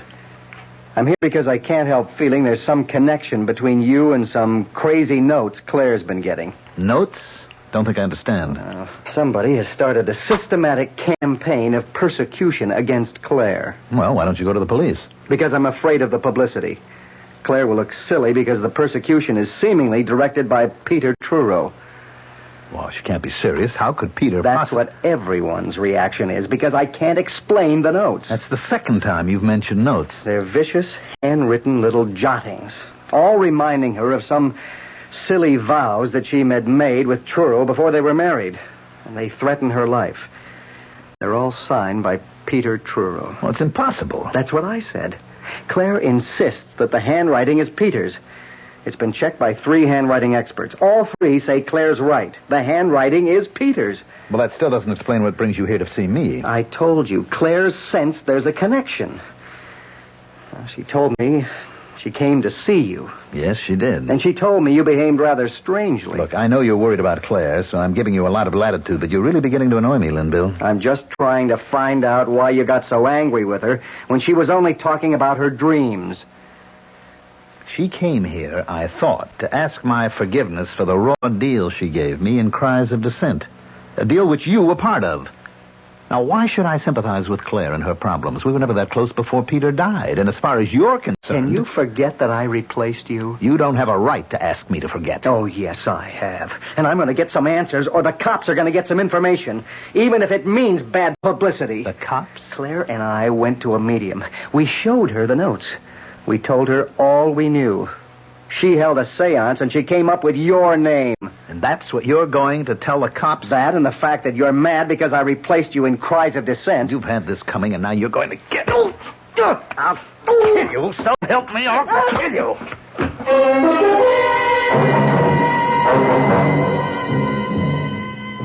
So, Jason, we made quite a spectacle of ourselves with Edward Linville, didn't we? How did that medium get my name? She must have been extraordinarily perceptive. You know that it was a she. You're in on this. Oh, really, Jason? You're becoming paranoid. Since I'm obviously depending on you to kill Claire for me, it would be extraordinarily stupid for me to have you suspected even before the crime. Nobody is going to be suspected because there isn't going to be any crime. Oh, your adrenaline's still working overtime because of that scrap with Linville. When you calm down, you'll realize what a fool you're making of yourself. No need to remind me. I realized that the minute Linville said he'd been given my name. What story can Linville take to the police? He can accuse me of writing poison pen letters to Claire. He can? On what evidence? The word of a medium? According to Linville himself, Claire had the notes checked with a handwriting expert who swore that the handwriting was mine. Now, how does that point to you? Why can't you leave me alone? Oh, come, Jason. You were having a ball with the notes and watching the effect they had on Claire? All right, I'll admit that, but writing nasty little notes is a lot different than killing. Well, of course it is. And you want me to guarantee that no one will ever connect you with the killing. That's what you really want, isn't it, Jason? Look, you're too smug for me to argue with. There's no point in any further discussion, so... Now, hold on a minute, Jason, hold on. I want to tell you how I can guarantee you're being in the clear. Like promising me you won't give the police my name. I offer you complete safety. How? A suicide note. Suicide? Exactly. Claire will commit suicide. Take an overdose of sleeping pills and leave a completely authentic suicide note to prove it. You mean you're really going to drive Claire to suicide? Don't you think Claire is the suicidal type? No. I agree. That's why we must have the note. Do you want to write it now? Are you out of your mind? Just write what I dictate. No way. We are going to say that she just couldn't stand the idea of betraying me and breaking her solemn marriage vow. Now, you're not going to mention me, are you? Well, of course not. Somebody will remember that the earlier notes dealt with me and Linville. That's why we'll just stick with her guilt about betraying me. You see how careful I'm being about involving you? Yes, but you want me to write the note. You must. I guarantee the handwriting experts will all swear the handwriting is genuine. In addition, it will be on her special stationery, of course. And how are you going to arrange that? You are. You are going to be invited to a party. A bash that Claire will be giving next week. And while you're there, I'll arrange to show you the room where Claire keeps her stationery and the desk. Oh, forget it. Haven't you ever heard of fingerprints? Mine will be all over the place. Pick it up, Jason. That's Claire calling with your invitation. Congratulations, Jason. You accepted Claire's invitation with just the right amount of reluctance. How did you know that Claire would call? Oh, you must grant me certain ghostly secrets of the trade. It should reassure you about our chances of pulling off a successful murder. I thought you said suicide. Yes, I did, but to be quite accurate, I should have said apparent suicide. We both agreed that Claire wasn't the suicidal type. Then what was all that talk about sleeping pills and a suicide note? Just talk? By no means. Well, she's not going to take an overdose of her own free will. That is where you come in, Jason. You'll have to see to it that she takes them. We'll work that out somehow. The devil we will. This is where I get off, Peter. I'm finishing with you once and for all, even if I have to smash the set. We're past that, Jason, old boy. What? Wait a minute. The set's off. I hear you. Why can't I see you? Of course the set is off, Jason. But now we have such a close relationship that I don't have to depend on a mechanical device to communicate with you. From now on, Jason, I'm your friend and faithful companion. Who was it who first said, with a friend like that, who needs enemies? Oh, well, it really doesn't matter. What matters is that a ghostly voice has taken control of Jason Phillips. All of us are driven sometimes by forces we don't clearly see or understand. But how many of you have ever obeyed the commands of a ghost? And what happened when you did? Don't answer that.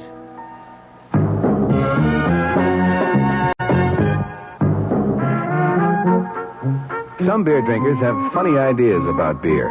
They think beer improves with age, like wine. Well, find a brewmaster, though. You'll find a beer drinker who knows better.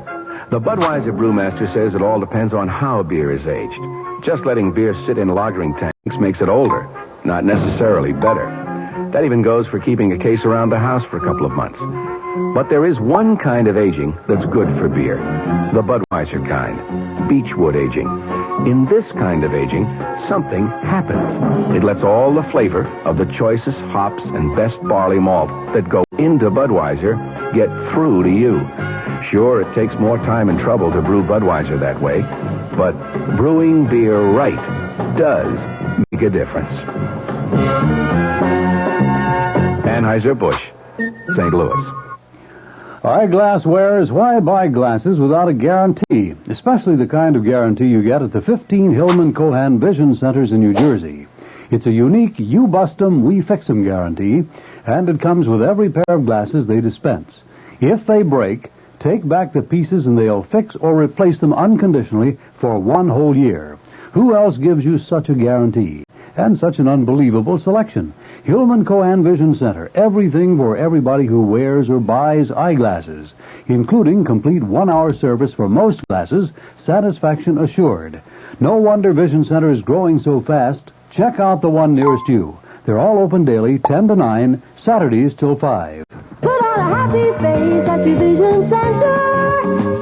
Get 1-hour service in the Great Eyeglass Guarantee at 2 Hillman Cohan Vision Centers in Wayne, Route 46 opposite Willowbrook, and in Wayne Hills Mall, Hamburg Turnpike. Bank AmeriCard and MasterCharge accepted.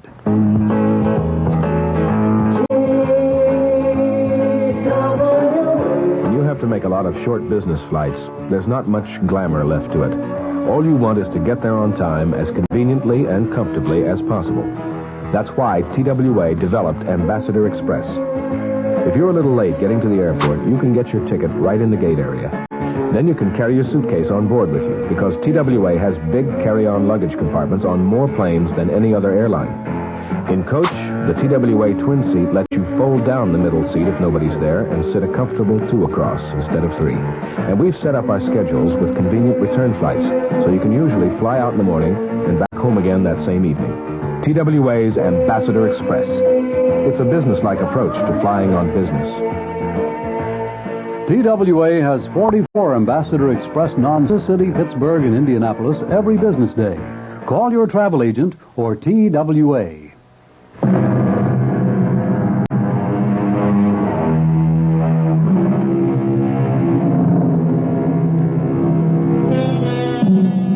People who hear voices either tell no one or lay themselves open to all sorts of risks, not the least of which is ending up on a couch. Actor Jason Phillips has been hearing the same voice for weeks. The voice of a Broadway producer who keeps urging Jason to kill the producer's actress wife. Jason is now disturbed enough to seek help from a distinguished and brilliant psychiatrist. The whole purpose of our talks, Jason, depends on your deciding what is important. Now, obviously, your losing the part in Cries of Dissent was a real shock to you. Well, it would be to anybody. Of course, but what about Claire Truro? What was your relationship with her before that? It was friendly, casual. I mean, after all, she was Peter's wife, and he made no bones about how he felt about her. Were you attracted to her? She's a very good-looking woman. That's not what I asked. Oh, I guess maybe, but nothing earth-shaking. And how did she feel about you? I don't know. I think it might be wise if you could recreate the day she told you she was replacing you in Cries of Dissent. Well, I don't know if I can remember all of it. I came to the theater that day about the same time as usual. Rehearsal was scheduled for 11. I got there about 10:50. I was sitting in my dressing room when I heard a knock on the door. Come in. I'm glad you're early, Jason. There's something I want to talk to you about. Fine. Well, I need the script. No. Jason, darling, this isn't going to be very pleasant. Well, the last few weeks haven't been very pleasant. This is something I know is going to hurt you, and I wish... You're not making sense.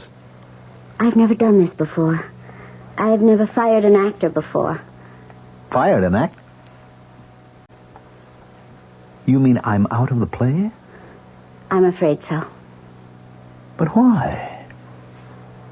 Why? You know I'm good in the part. You know what the part means to me. Why would... I think you're beginning to understand. Believe me, Jason, Does Linville mean that much to you? Well, you knew I knew you were seeing a lot of him, but I didn't think that... Well, isn't this very sudden? Peter's only been a few days. Edward Linville and I... Well, we go back a long way. Claire, I don't want to hear any stories of old love affairs. It's not going to make me feel any differently about the kind of deal you're giving me. I don't suppose I could expect you to feel any other way. Come off it, Claire. You cut my heart out and you want to be forgiven? You'll get your full salary for the run of the I don't need it. I'll take my 2 weeks' notice. I'll be in touch with your agent. Goodbye, Jason. And that's about the way it was, Doctor. Oh, a traumatic experience. It has left a deep scar. Well, I knew that before I came to you. Now, help me. Well, the help must come from within you. You don't believe in this ghost of mine? Do you? We keep going around in circles, Doctor. Not quite. The first day you came to me, you wanted to know whether or not you could actually hear a voice and be perfectly sane. You remember I gave you an answer. Yes, you said it was possible. And then? Then I told you the voice I heard belonged to a man and asked if you believed in ghosts. And do you remember my answer? Yes, you said, for some people, ghosts are a way of life. That's right. Doesn't that apply to you? No, and I don't know anyone it does apply to. Doctor, if you're trying to confuse me, you're doing a great job. I'm trying to lead you to a conclusion. You'd only kill someone who did you harm? Does that seem so strange? Someone like Claire Truro? There you go again, Doctor, trying to prove something. Prove what? That I'd really like to kill Claire. Wouldn't you? Yes. Yes, I would. I'd like to get my hands around her throat. Yes, I want to kill her. What in the world have you done, Jason? Made a purchase, Peter. A mannequin. Don't you recognize her? Should I? Well, she's a lady very close to your heart. To me, she just looks like any other window dummy they use in dress shops. Ah, but this one is different, Peter. Don't you recognize your beloved wife, Claire? What kind of foolishness is this? Expensive, made-to-order therapy for a man who talks to ghosts. A ghost who wants him to kill his wife. Now, I prop Claire up here in the corner of this couch, and I hit her. And I hit her again, and again, and again. You feel better? Much better, Peter. You see, I'm willing to admit to you now that I am aggressive towards Claire, and I would like to see her... That is progress. That's what my doctor says. Now that I've admitted the terrible thought and acknowledged it, I can get rid of my aggression. By hitting that department store dummy on the head? You go ahead and laugh. But it's going to work. Jason, over here. Oh, great party, Claire.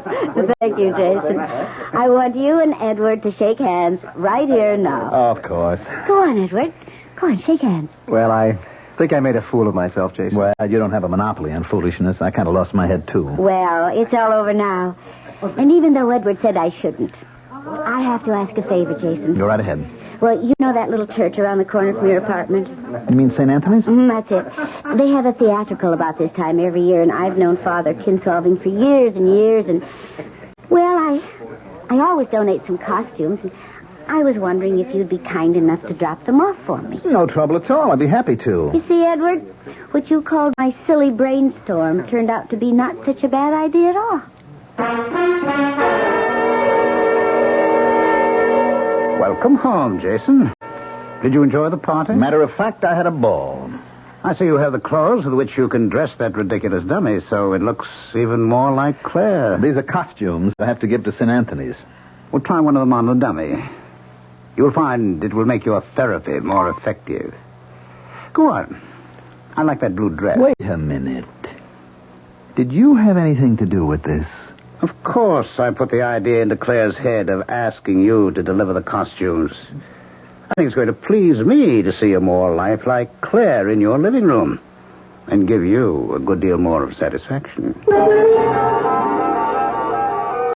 All right, Doctor, I'll admit I do feel better. But all that pummeling and smashing at the model of Claire hasn't stopped me from hearing Peter's voice. Do you also see him? Only when I turn on the TV. I don't bother with that anymore. But I am still confused. You and I have these long conversations and... You were about to say? Well, I don't know. There are too many things that can't be explained away because of my aggressiveness. Those notes and the fact that they were judged to be in Peter's handwriting. Which you've often seen enough on checks and letters. I'm not that good a forger. All right, Jason. What is the alternative? I don't understand. We've come a long way since you first came here. Let's assume that you didn't forge the notes. You know who wrote them, but someone else dictated them. And the same person guided your hand. Now, who could that person possibly be? I've been telling you, the ghost of Peter Truro. And this same ghost influenced his wife to give you costumes to deliver to a church for a theatrical. He says he did. This, then, is the alternative you must face. That there is a ghost. That he is the ghost of Peter Truro, and that he is haunting you. And that I believe in that ghost? Don't you? I'm afraid I don't have any choice.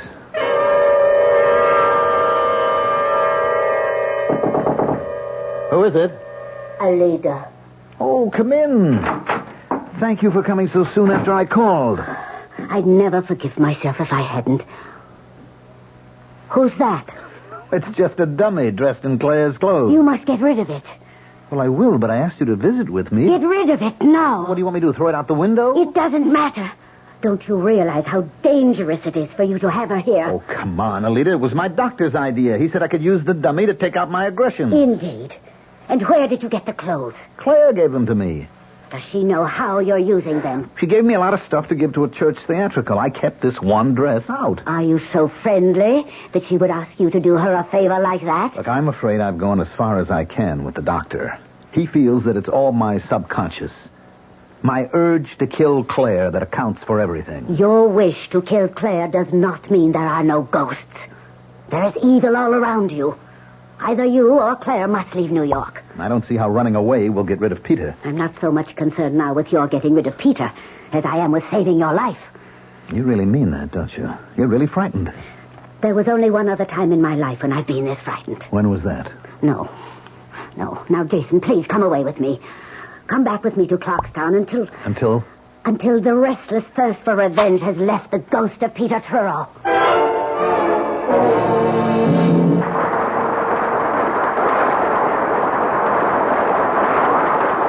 You were sensational tonight, Claire, my love. Thank you, Edward.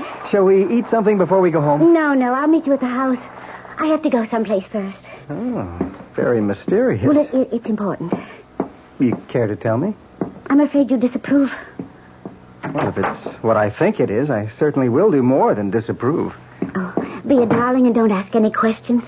I'll tell you all about it when I get home. Now, Claire, I have to get this makeup off, and You're not going. Now, don't be silly, Edward. You don't even know where I'm going. Stop treating me like a child, Claire. It's obvious that you're taking that last note seriously. I want these notes to end. I want this whole situation to end. Can you promise me that you can stop it, Edward? No, but... This last note says I'll have all the answers if I go alone to Jason's apartment. And you believe that? It also says I'll find the door open. I'm going there. And if the door's open, I'll go in. But, Claire, you know can't... where I'll be. And if I'm not home in an hour, you can come after me. Call the police or do anything you want.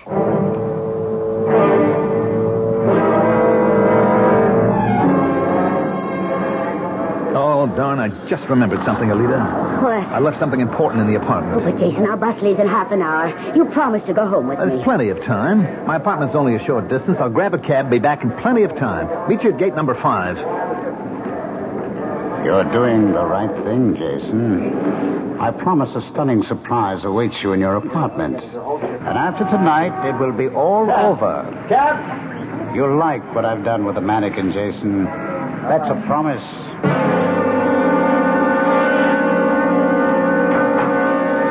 The door is open. That part of the note is right. Jason? Jason, are you home? Oh, darn. Oh, where are the lights? Oh!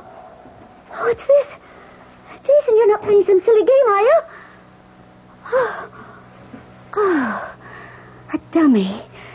Some kind of store figure. Jason, whatever you're up to, get this thing away from me. It's just where a dummy belongs, on the floor.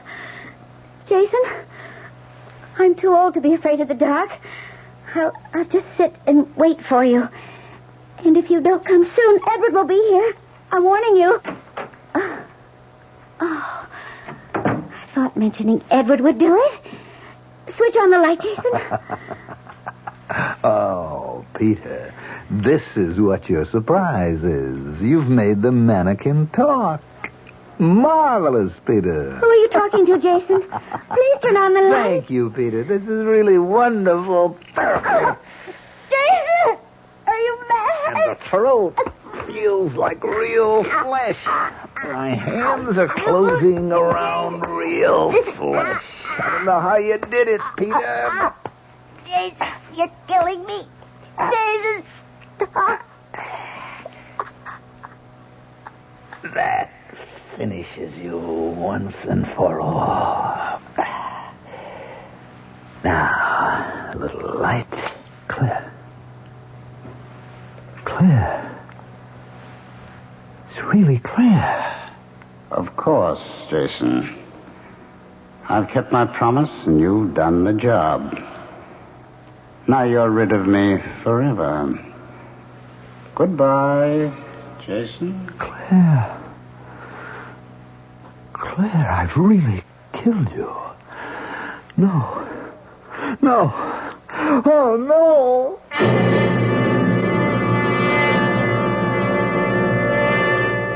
Well, that's one way to rid yourself of a ghost. Jason Phillips was no longer haunted. However, I certainly don't recommend it, for rule. I do recommend, however, a more generous suspicion of disbelief. One tells you he's hearing voices he can't explain.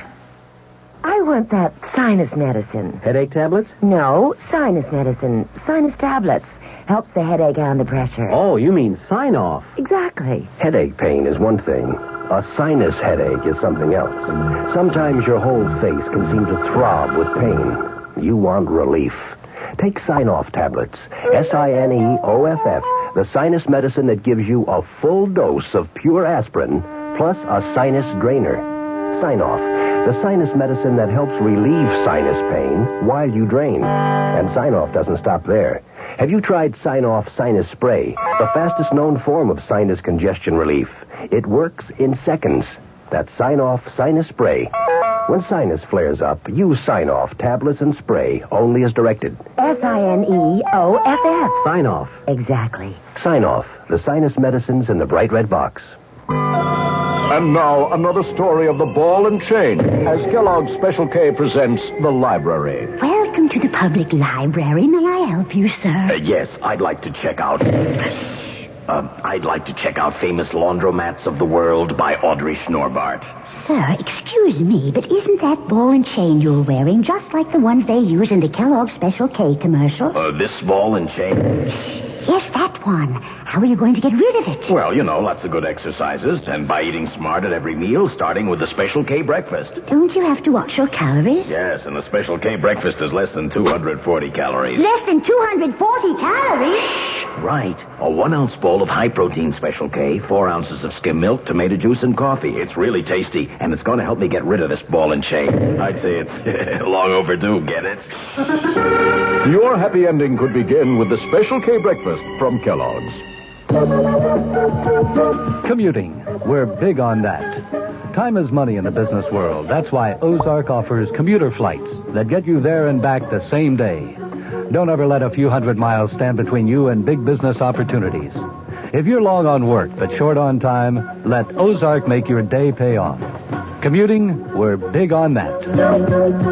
Go Ozark Jet to Champaign, Urbana, Peoria, and Springfield, Illinois. Call Ozark or your travel agent. Our cast included Mandel Kramer, Ralph Bell, Evie Juster, and Bob Caliban. The entire production was under the direction of Hyman Brown. Radio Mystery Theater was sponsored in part by Buick Motor Division, the Kellogg Company, makers of Kellogg's Special K cereal, and new sugar-free Diet 7-Up. This is E.G. Marshall inviting you to return to our Mystery Theater for another adventure in the macabre. Until next time, pleasant dreams.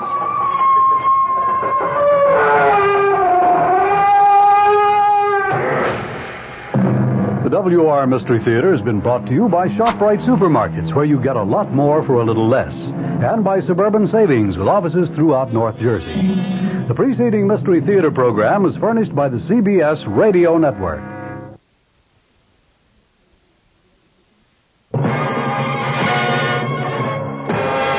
I'm Fulton Lewis in the Mutual Broadcasting System studios in Washington, D.C. Now, my commentary. Well, it's getting so you may need a program to follow the players. In the past few days, some Republican congressional leaders have called on President Nixon to step down from office rather than to face the impeachment process in the House of Representatives and perhaps later the Senate. Today, Democratic leaders said that President Nixon should not shortcut that impeachment process by resigning. They also added that Republicans who have been calling on him to resign are worried about their own future. The note in what appears to be a growing party consensus was sounded by participants in a high-level breakfast at which House Speaker Carl Albert was the host. Speaking with newsmen afterward, Albert reaffirmed his own opposition to resignation in shorter terms than he has yet used, saying it would be disastrous for the president to resign under political pressure. Albert added, if he is not guilty and those facts come out, he would be exonerated. But if he resigns and later it is shown that he was not guilty, it would result in irreparable harm to our country and our political system. Albert added that he is certain that the president is not going to resign. Meanwhile, Democratic National Committee Chairman Robert Strauss praised leaders of his party for what he called remarkable restraint in what obviously has to be an issue with partisan overtones. In contrast, he said, there is a terrible hue and cry by Republicans running for office around the country, trying to put great distance between themselves and President Nixon. For this reason, Strauss added, Democratic leaders have to step forward and express themselves, calling not for resignation, but calling instead for White House cooperation and making information available to speed the impeachment inquiry. Representative Thomas Tip O'Neill of Massachusetts, the House Democratic leader, said that he had one time publicly expressed the opinion that the president's resignation would be good for the country, but he said circumstances have now changed his mind. O'Neill said, I think now that Americans want all the facts to come out, not only for now, but for posterity and for history. Kentucky Governor Wendell Ford, the chairman of the Democratic Governors Conference, said that he has expressed no opinion on the impeachment process because he is seeking the Senate seat held by Republican Marlo Cook, and so he might conceivably become a juror in the impeachment process. Ford said Senator Cook and others who asked the president to resign create the impression that they are trying to put some distance between themselves and the president. Also attending today's breakfast were Senate Democrat leader Mike Mansfield of Montana and Senate Democrat Whip Robert Byrd of West Virginia, both of whom said yesterday that the president should not resign. Meanwhile, Senate Republican leader Hugh Scott also said today he opposes presidential resignation. Scott commented, "I think our nation is strong enough to withstand the functioning of its own constitution." The Judiciary Committee met in closed session today for a background briefing on impeachment evidence and also to listen to White House tapes. And White House lawyer James St. Clair reportedly planned to present a document to the committee outlining the president's position on future subpoenas that the panel might consider issuing during its impeachment probe. The first order of business today at a committee session that has been scheduled for tomorrow morning is going to be a vote on whether to subpoena additional material from the White House. Exactly what material is not yet known. The morning session today was devoted to a briefing on impeachment evidence. This afternoon, the committee members listened to various White House tapes. Before going into this afternoon's session, California Republican Representative Charles Wiggins said that he understood presidential attorney St. Clair has a document for the committee bearing on the subpoena process. Wiggins said that he did not know what sort of argument St. Clair planned to present. California Democrat Representative Jerome Waldy, the only committee member who had any comment when the meeting broke up for lunch, said, "Nothing we heard today has not been heard before by the public." Waldy said he understood the afternoon would be devoted to listening to tapes, starting with a recording of a June 20th, 1972 conversation that was held between the president and former White House Chief of Staff H.R. Haldeman. That, of course, is the now famous tape with the 18.5-minute gap, which a panel of experts has concluded was caused by between 5 and 9 separate erasures. The experts' final report on the gap is due to be released by U.S. District Court Judge John Sirica later this month. Today's meeting was the second closed session by the committee to hear the evidence that its impeachment staff has gathered about President Nixon's Watergate role. The first session was held last Thursday afternoon. This initial phase of the evidence presentation is being devoted exclusively to the Watergate break-in and to the alleged cover-up that occurred subsequently. Later presentations are going to cover such areas as the activities of the White House Plumbers Unit, the president's personal finances and his tax problems, the ITT antitrust settlement, and political contributions from the dairy industry. Representative Waldy, who was opposed closing these sessions to the press and to the public, said that the committee had heard no information so far that would in the slightest defame or degrade anyone. He was referring to a rule of the House of Representatives that requires closed sessions in cases where defamatory or degrading information was being presented. Congressman Waldy added it was a monotonous session.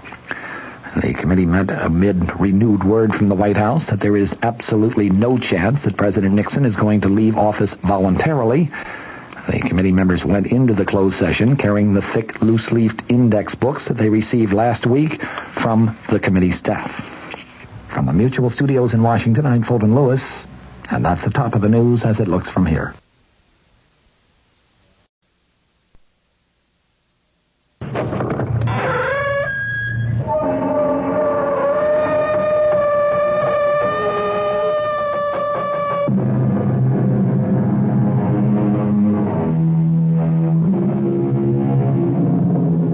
Come in. Welcome. I'm E.G. Marshall.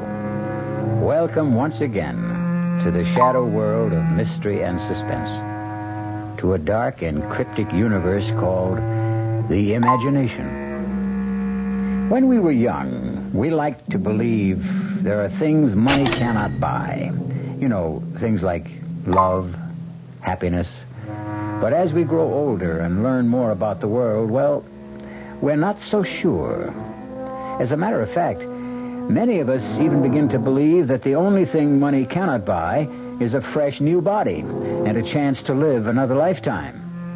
Well, don't be too sure of that. Our mystery drama, The Forever Man, was written especially for the Mystery Theater by Sam Dan and stars Paul Hecht. It is sponsored in part by New Sugar-Free Diet 7-Up and Buick Motor Division. I'll be back shortly with Act 1. Great taste in the morning. Kellogg's has that wholesome taste to get you up and grinning. This is Jerry Coffer for Kellogg's Special K. You know, for years we've been talking about the Special K breakfast, a great way to start the day if you have a weight problem. You may have seen or heard our latest commercials, which symbolize the problem of being a few pounds overweight by using this ball and chain. That's the sound effect. But so many people have come to know the Special K breakfast that can help solve weight problems, they sometimes forget that Special K is America's favorite high-protein cereal. It has 8 essential vitamins and iron, and so delicious that lots of folks, kids as well as adults, eat Special K just for the sheer good taste of it. So we don't want you to think that you have to wear a ball and chain to eat Special K. All you need is an appreciation for the finer things of life, a 1-ounce bowl of Special K, 4 ounces of skim milk, tomato juice, coffee, and maybe a little sugar. The Special K breakfast can help you lose weight all by itself, but it really is a good start. America. We're big on that. New York, Denver, Minneapolis, St. Paul, Dallas, Fort Worth. Ozarks 2/3 transcontinental, serving more than 60 cities, all very important to us, and to the millions of people we serve each year. America. We're big on that at Ozark Airlines. Now, go Ozarks Evening Jet at 6:45 to Washington through service to Champaign, Urbana, and Peoria. Right now, Suburban Savings in Northern Jersey is not only offering you a good deal, it's offering you a good deal more for your money. Here's the deal.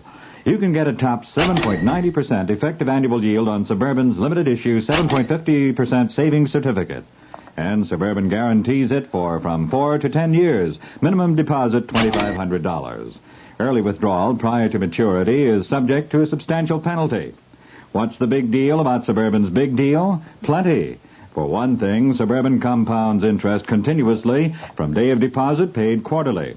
So you not only get interest on your savings, you get interest on the interest. And Suburban offers you the highest interest rate allowed by law. So you couldn't find a better deal anywhere. Come into any Suburban savings office in Northern Jersey and get a good deal and a good deal more. 7.90% annual effective yield on Suburban's limited issue, 7.50% savings certificate. In Bayonne, Edgewater, Elmwood Park, Emerson, Hackettstown, Mars Plains, Nutley, Paramus, and Sparta, North Jersey.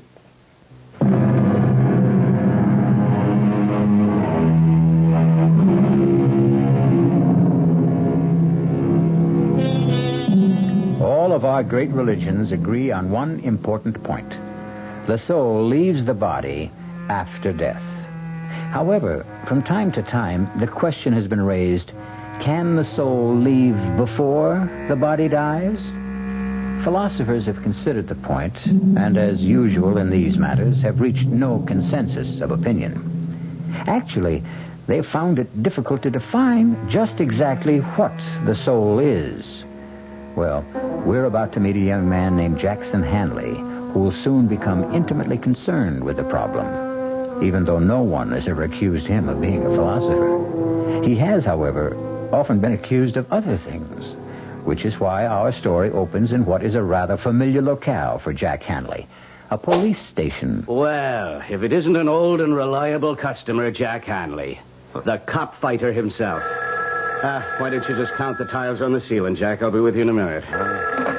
Sergeant Burns here. Oh, hiya, sweetheart. Nothing. I just have to dispose of an old client. Yeah, he can wait. What's with Junior? He did. He said daddy, huh? I told you he was a genius. No, sure, me darling. You can always call me up with news like that. That's right. Goodbye. Well, Jack. What are we going to do with you? I guess I'm just a bad boy, Sarge. Why do you fight with cops, Jack? I don't like to get pushed around. Well, there's no percentage in it. Yeah, you're 100% right. I mean, you can't win. So what? All you do is wind up in a cell with a black eye and a fat lip.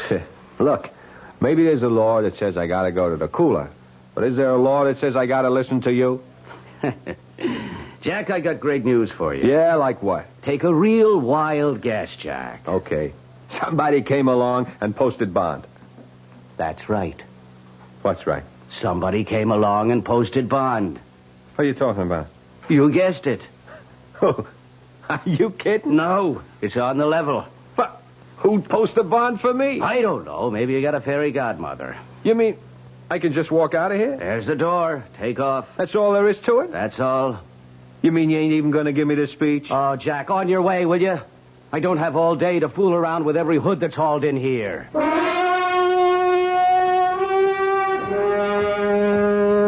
Mr. Henley. Who are you? How do you do? My name is Fraser, Leroy Fraser. Yeah? What can I do for you? Not nearly as much as I can do for you. How'd you know my name? Oh, I know quite a bit about you, Mr. Henley. Yeah? Oh, yes. Matter of fact, I posted bond for you this morning. Oh. Why? Would you believe I'm a wealthy old man who likes to do good deeds? No.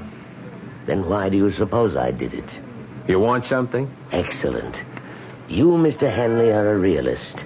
No illusions. Exactly the man I'm looking for. To do what?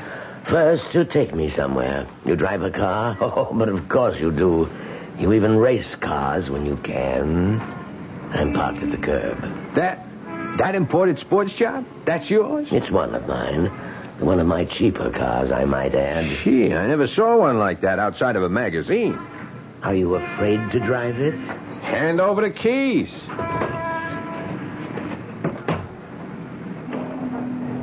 Where to? Not far, the Pershing Arms. Hey, that's a pretty classy joint. I find it adequate. Why'd you post my bond? You already know I want something. What? Let us say my share of eternity. What does that mean? Are you willing to take a job? Doing what? For one thing, you'll drive this car. Chauffeur, that's a drag. The car will be yours. Mine? You'll need it to get around. Where would I be going? You'll find out after lunch. Why not now? It's a long story. Yeah. Listen, Mr. Fraser, I better straighten you out. Please do.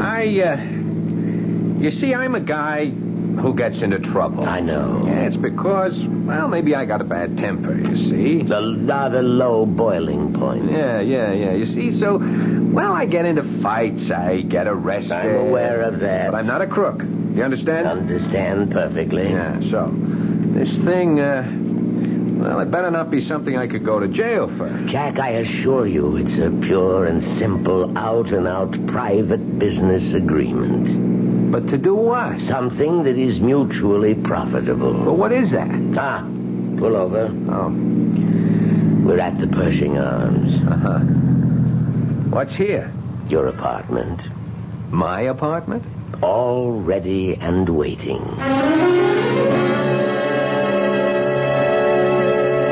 Well, I hope the place is satisfactory. Yeah, it's okay.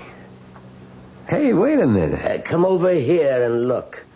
What a magnificent view of the park. Yeah, but hold on. We got some things In to straighten. the kitchen, a freezer stocked with steaks. Yeah, that's fine, but listen. Splendid hi-fi and stereo.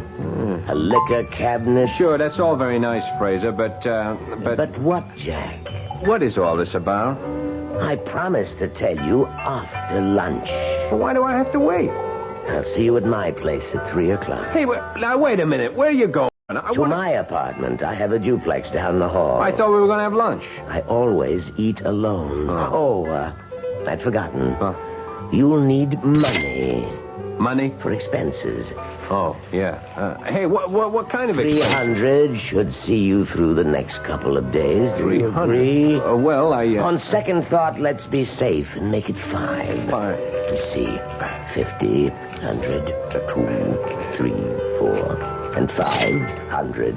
There you are. Enjoy lunch. But, Mr. Fraser, I got to know what I'm getting into. Is it bad so far?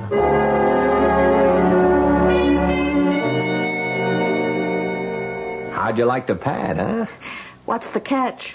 Nothing. Jack, you're talking to me. Della, remember? Well, there's this guy. Which guy? An old guy, Mr. Fraser. He puts up my bond. Why? I don't know. He gives me the car. Why? I don't know. And he gives me a job. Doing what? I don't know. He even gives me $500 in advance. I don't like it. But you're always on to me to get a job. Okay, I got a job. A job, sure, but something like this? Jack, it has to be a setup. What kind of setup? I don't know. That's what's wrong. You see, we both keep saying, I don't know. You don't know what the job is, and I don't know why I don't like it. Look, Della, I figure it this way. No, Jack, don't you figure. Figuring always gets you into trouble. But you have to figure he's an old nut, right? And he's out to throw his dough away for kicks. So why shouldn't I catch some of it? I still don't like it. You mean there are no old nuts like him? It don't happen? Oh, in storybooks, maybe. In the movies, maybe. Oh, Jack, listen to me. You're 500 ahead. Now, let's get out of here right now. Ella, this is a gold mine. You think so? And this 500, that's just what's lying around on the top. Jack, I'm scared. Of what? I can't explain it. I'm just scared, that's all. Look, I can handle it. Oh, sure. Sure, I know how you can handle it. The way you think you can handle everything. With your fists. Oh, you just won't learn. Well, I know. Well, okay, maybe I'm stupid. But that's why I can't turn down a chance like this, don't you see? No, there's something about this place. It's creepy. There's something in the air here. I don't smell nothing. Even the books on the shelves. Hey, I didn't notice that. Hey. You know, these feel like leather. I bet they cost a bundle. Jack, just read these titles. The Transmigration of the Soul. The Experience of Metempsychosis. One soul, two bodies. Stella, you don't have books like this to read. You keep them around to give the joint a touch of class. These books are old, Jack. So old. And they gotta be worth a lot of dough. Yeah, and all of them are about souls that leave the body. Well, isn't that what happens when people die? Okay, Jack. You got all the answers. I just wish you knew some of the questions.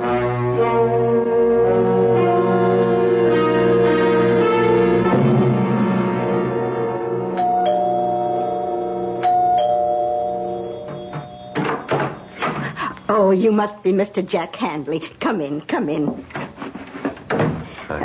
Now, I'm going to confide in you, because you look like an honest young person. Who are you? Oh, I'm Mrs. Toomey, Mr. Fraser's housekeeper. Oh, let's not make a sound. Why? What's up?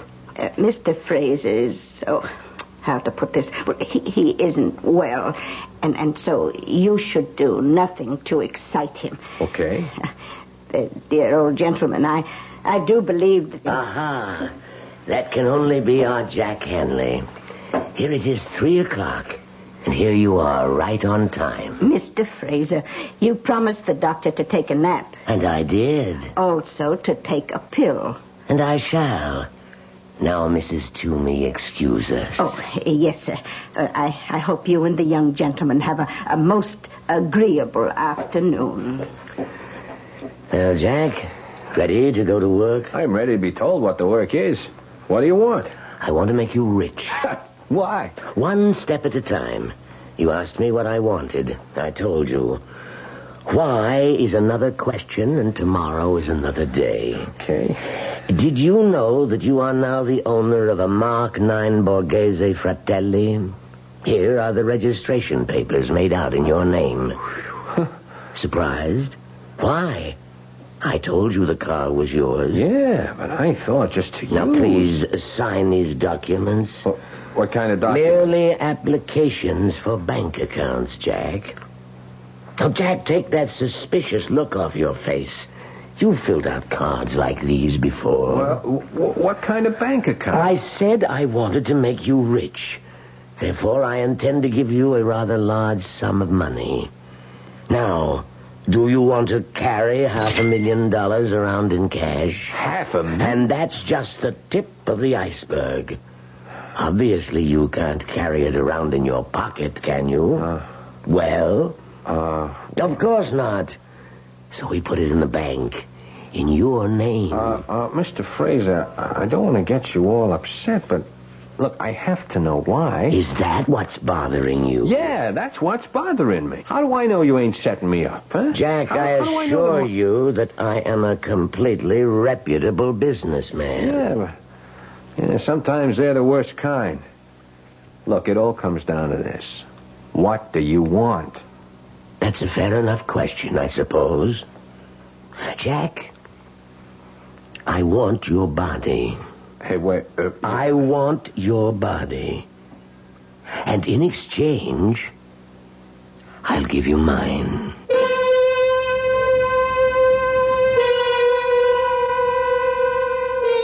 Well, now, let's place this thing in perspective. The art of exchange, of trade, is as old as history. Men have traded almost everything you can think of. Empires, goods, even wives. So, just because you never heard of people trading bodies doesn't mean it can't be done. Buick introduces a new concept for you to consider in light of all the concern about miles per gallon. Range. Range is what you get when you multiply the mileage your car gets per gallon by the number of gallons your car's gas tank holds. Range is one of the things that help make Buick Apollo such a special small car. It comes from coupling the Apollo's economical 6-cylinder engine with a standard 21-gallon gas tank. It holds a lot, but it doesn't use a lot. Look into the Apollo. It's the Buick of small cars. Oh, sure. You can talk about good-tasting diet drinks, but I know. I'm Goldilocks, and here at my taste-testing laboratory, I taste-test them all. And nobody's been drinking my diet drinks until I tested sugar-free Diet 7-Up. And then, kabloomy! Every bear wanted some. Diet 7-Up is fresh, natural, delicious. Sugar-free Diet 7-Up. This one's just right. Hey, Mom, what's for dinner? Hey, Mom, what you got? Here's ShopRite's suggestion for a delightful cookout dish. Boneless top round or sirloin tip steaks, just $1.69 a pound. Delicious cooked over the coals. Just as delicious pan-broiled indoors. For a busy night, here's a quick dinner idea. Freezer Queen family-size frozen casseroles, all varieties except beef, just 99 cents for the 2-pound size at ShopRite. For dessert, Pepperidge Farm layer cake, 17-ounce box, 69 cents in ShopRite's frozen food case. Cooking out or cooking in, ShopRite has the answer. She loves the family. She wants the best. She does all that she can do. She lets ShopRite do the rest. Hey, Ma, what's for dinner? ShopRite has the answer.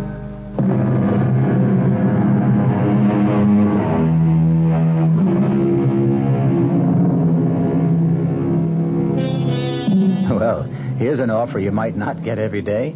Say you're a young man of about 28, tall, strong, attractive, and a frail, elderly gentleman offers you a fortune to exchange bodies with him. What do? Laugh? Edge away quickly? Notify the men in the white coats? Jack Hanley has just received such an offer, but he's still sitting there because the old man has already put his money where his mouth is. I become you.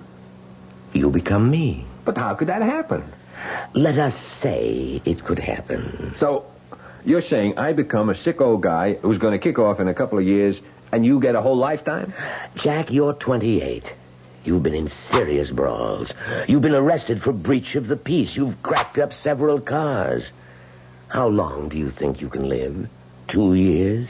3 years? Your luck has run out. You'll die, and your body will go to waste. What are you giving up? A lifetime? No. A few years, maybe months, perhaps even days. You can't afford to turn me down, Jack. But what you're saying, it's impossible. Let me worry about that. This way, you're guaranteed 2 to 3 years of a life of luxury. But how could you and me exchange bodies? It would be a sort of transplant. No dice. None of that operating room for me. No surgery. That is no physical surgery. This would be psychic surgery of a sort. What are we even talking about it for? The whole thing is crazy. It's a joke. Well, then the joke would be on me, wouldn't it? But I'm willing to take the chance. You are, huh? I'm willing to enter into a verbal agreement with you.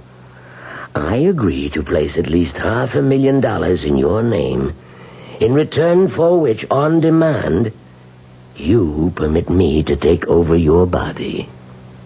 Do you agree?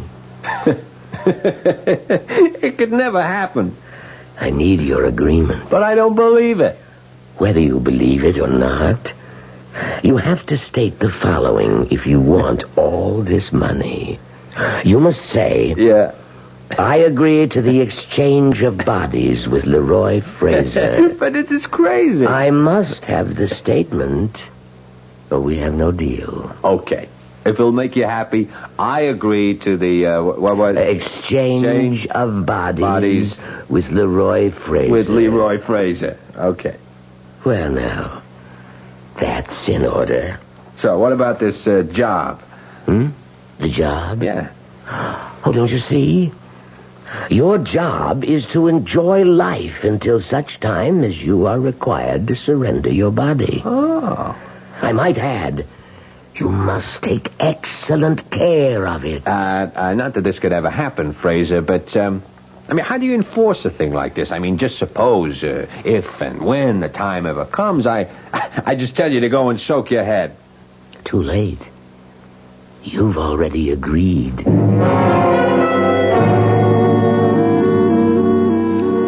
How do you do? My name is Mr. Soames. Do you need help? Yeah, I'm Hanley, Jack Hanley. Hanley. Did you say Hanley? Yeah. Oh, please, sit down, sir. Oh. Have a chair. No, not this one. This one. Oh. Here, sir. This is so much more comfortable. A cigar? No. I just wanted to check on the... Oh, check.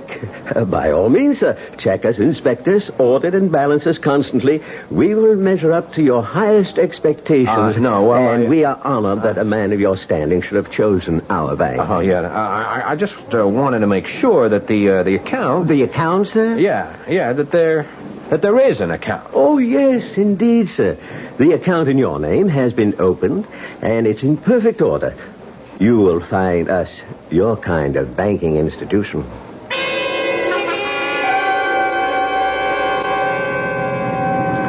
I've been to all the banks. You know how much it adds up to? $590,000. Well, say something. What do you want me to say? I want you to say what you think. You know what I think. Yeah, I shouldn't have told you. Oh, you've got to break that agreement somehow. Agreement? You know, I listened to your talk, and I wonder, have you got all your marbles? You did make an agreement with this Mr. Fraser. All I did was I went along with a gag to keep some old nut happy. But it's an agreement. Look, all right, why don't we just forget it, huh? Okay. You know, I think I've figured out a way you can break it. Who wants to break it? Don't touch the money. Don't take a nickel that's in the banks. Now, how much of the $500 did you spend? Now, look here. And give him back the car with a full tank of gas. No.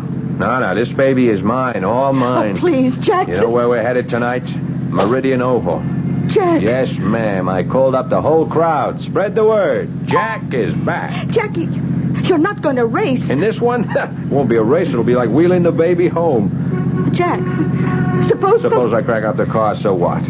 So what? Yeah, so what? This heap goes for $21,000. Big deal. All I got to do is write out a check. That's all there is to it. Listen, I got to educate you on how to behave. You see, you never had any real dough in your life. Jack, you don't understand. Another thing, I'm getting sick and tired of being told by you that I don't understand. Jack, this Mr. Fraser, he wouldn't make an agreement like that unless he knows something. Or unless he's lost all his marbles and he's a loon. I got the inside dope from his housekeeper. Give it all back. You know, Della, you're starting to be a drag. Oh, Jack, I'm only thinking of what's best for you. You know, I found out what money is these past few days. I found out. You know what money is? Everything. Now, sir, all of a sudden you're Mr. Hanley, and it's, yes, sir, Mr. Hanley. It's an honor, Mr. Hanley. And you know what?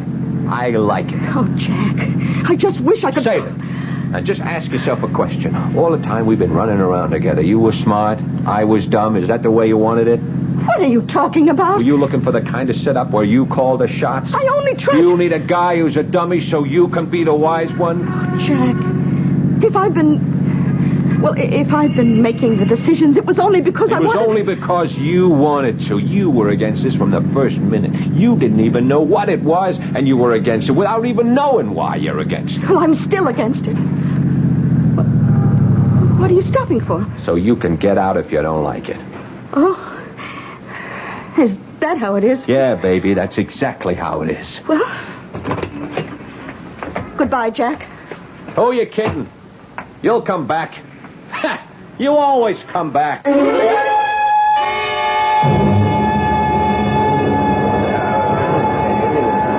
Jack, where'd you get them wheels? What do you say, Jer? What are you trying to do, blow us all off the track? I see the word is out, huh?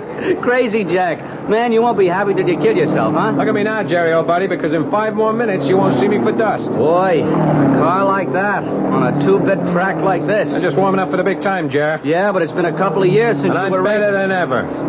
Hey, there's the flag. Yeah. See you, Jerry.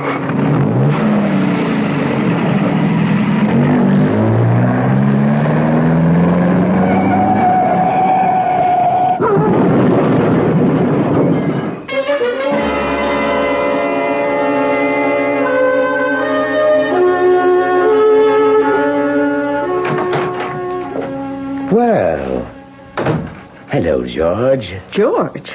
Do I look like somebody whose name would be George? Oh, yes, yes. The voice is different, but there's the same kind of spirit she had. She? Who? George. George Sand.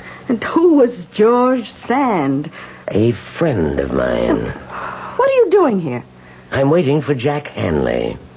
How did you get into the apartment? Same way you did. I have a key. Oh, I came here to give mine back. Oh, you must be the old guy. Guilty as charged. Well, you don't look so old. Thank you. Well, everybody's here. Jack, what happened to your face? Nothing. Couple of scratches. I walked away from it. From what? I hit the turn too fast. I totaled the car. So what? Jack! Look, that's enough out of you. What are you doing here anyhow? Well, I thought maybe we could... No. We do things my way or no way. All right, Jack. Then it's no way. Goodbye. And this time I mean it. Sure. See you tomorrow. Well, Fraser, what can I do for you? You cracked up the car tonight. I can afford another one. Our agreement calls for you to take care of your body. Have a cigar, Pop? By continuing to take foolish risks, you can cancel the agreement. I can, huh? Oh, yes. That's too bad. I got the money. It's in my name. How could you get it back from me? I couldn't. It's yours. Yeah, so I'm holding all the aces. You have a powerful hand. I feel a bit weak. There's an excellent brandy in the cabinet. Could you pour me a bit, please? Hey, smells pretty good here. You mind if I try a shot myself? Certainly not. After all, it belongs to you. Oh, yes. I forgot. Thank you. Well, happy days. So, the agreement's busted, huh? No. No, not the complete agreement.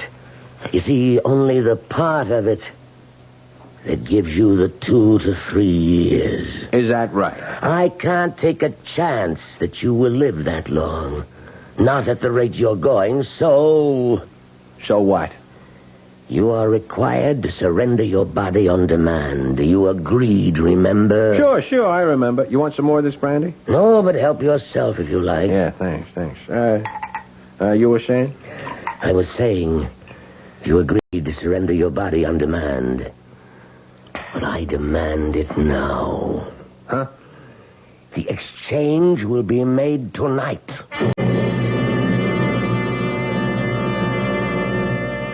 There is a vital essence, a special quality, a unique consciousness that makes up the individual core of each of us. Is this essence, or soul, as some would call it, transferable? Mr. Leroy Fraser has bet close to $1 million that it is. Give your hand to a friend. Give your heart to your love, But give your allergy to contact. Allergy is our business, too. We know pollen.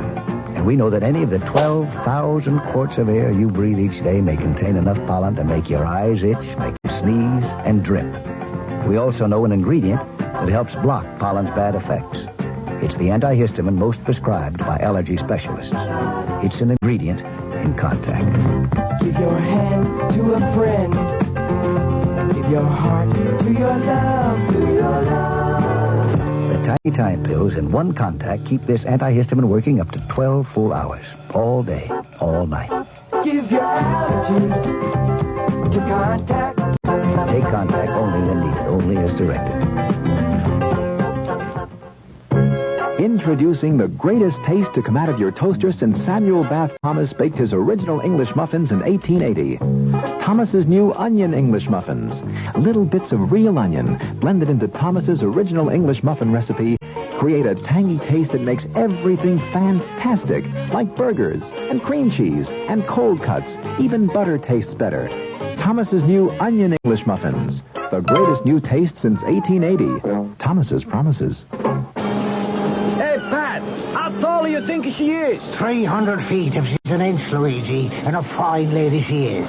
The year 1886. While most New Yorkers were enjoying their first look at the Statue of Liberty, a few were enjoying their first taste of Thomas's bread and discovering it was every bit as delicious as Thomas's English muffins. Today, there's still never been a lady to equal the lady, or a bread to equal Thomas's protein, whole wheat, and white bread. Thomas's promises. It's bitter. It's sweet. It's bitter. It's sweet. It's bitter. It's sweet, Marcello. Well, maybe it's a bit sweet, Sophia. On second thought, I love its bitterness. Punte Mes. Is it bitter? Is it sweet? People have been arguing about it since 1786. Punte Mes, a lovely before lunch or dinner drink from Italy. On the rocks or with soda and a slice of orange. Punte Mes, capital P-U-N-T, little e, capital M-E-S. It's bitter.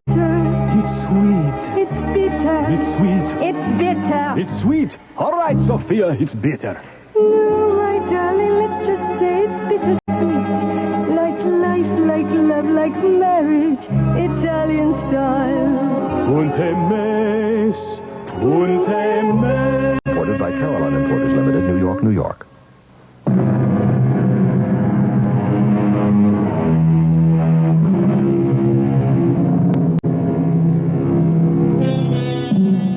Leroy Fraser and Jack Hanley have an agreement. They will exchange bodies. Each will become the other. Jack Hanley will become Leroy Fraser, old and infirm. Leroy Fraser will become Jack Hanley, young and vigorous. Maybe. Why are you laughing? I'm laughing at you. At me? Yeah, you. Do you really believe this? Believe what? Believe that we can swap bodies. Certainly. Certainly, he says, look, I took your dough. Ask me why. Why? Why? Because an old clown like you had to lose it. It's like you were standing on a street corner. You were saying, here's my money, take my money. Might just as well have been me. That's not exactly the way it happened. You received this money as part of an agreement. Oh, yeah, the agreement again. You and Della, you'd make a great pair. We might at that. You know, I must say, Pop, you are cool. I mean, you are very cool.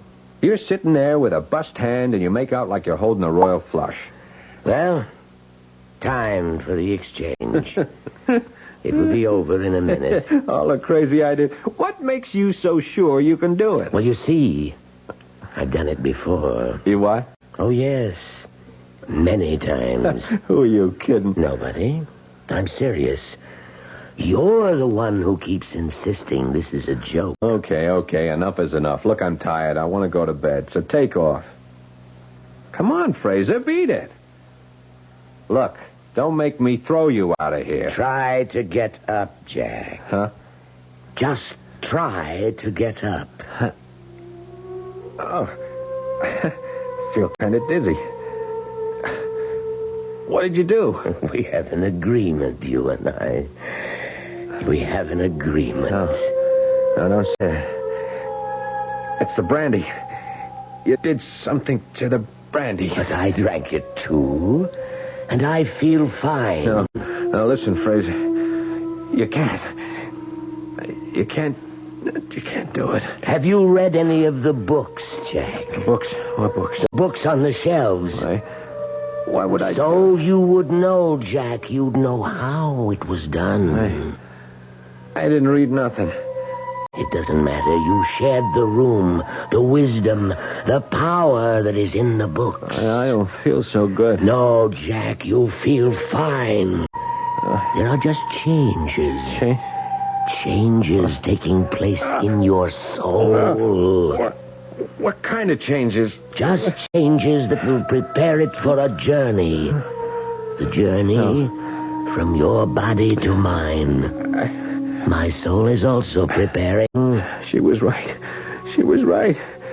She said she was scared. You should have listened to her. My head. My head is splitting wide open. No, Jack, you're fine. Please, you promised. You promised me 3 years. 2 years, you promised. But Jack, I can't believe you. I can't breathe. Yes, you can, Jack. You're fine. Look, I promise. No, Jack. I can't trust you. You can. I swear. With what you know now, you'd kill me. I feel cold. I feel stiff. There is a law. It's written in the book. No. The mind, the soul, the essence, the living force, the vital spirit. It's free, unfettered, unbound. Escape the petty prison of the faltering body. Escape, be free. It's tearing at my inside. Escape, leave me. Leave this shattered hulk. No. Leave me, go to him. No. With the magic of ancient Egypt, the wisdom of Greece, by all the sciences the ancients knew, let our souls be free. I don't want to die. I have been the vital spirit in the bodies of 15 men before this night. Now, I shall become Jack Hanley.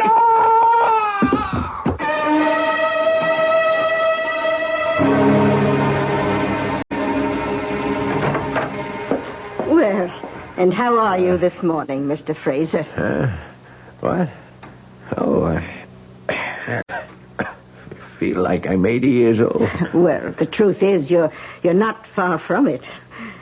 What are you saying? Now, Mr. Fraser. Who are you calling Fraser? I know it's early in the morning, but we have things to discuss. I'm not Fraser. I'm Jack Hanley. Oh, this is not the time to joke, sir. Don't you understand? I'm Jack Hanley. What am I doing here? How did I... Sir, please, look in this mirror. What? Now, God. Sir, can we talk about... How did he do it? How did he put me into his old body? I better call the doctor. Forget the doctor. Call the police. He stole my body. And, Doctor, he's got this crazy idea. He's somebody else.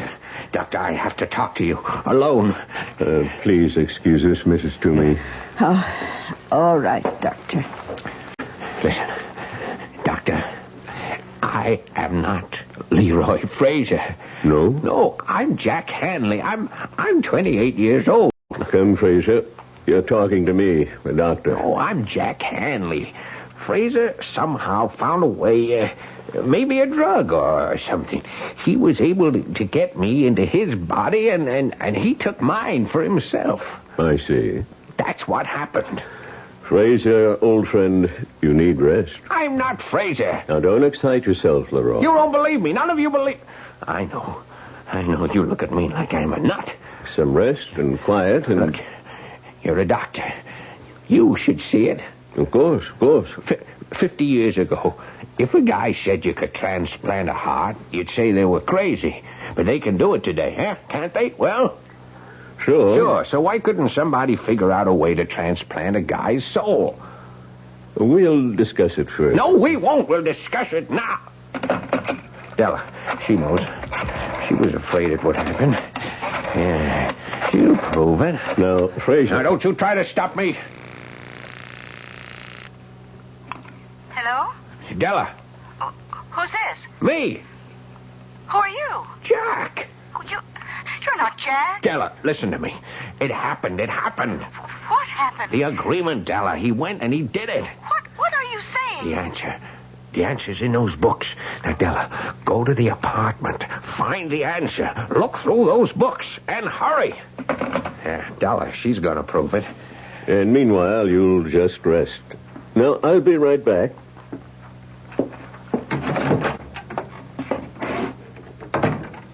How is he, Doctor? Well, we'll have to get him to a sanitarium. Whatever gave him the idea that he's a young man? A delusion. A not uncommon delusion. A yearning for better, happier times. Should we get him ready to travel? Yes, go in and help him dress. I'll make some telephone arrangements. Oh, certainly, Doctor. Mr. Fraser? Mr. Fraser? Oh, Doctor, he's disappeared.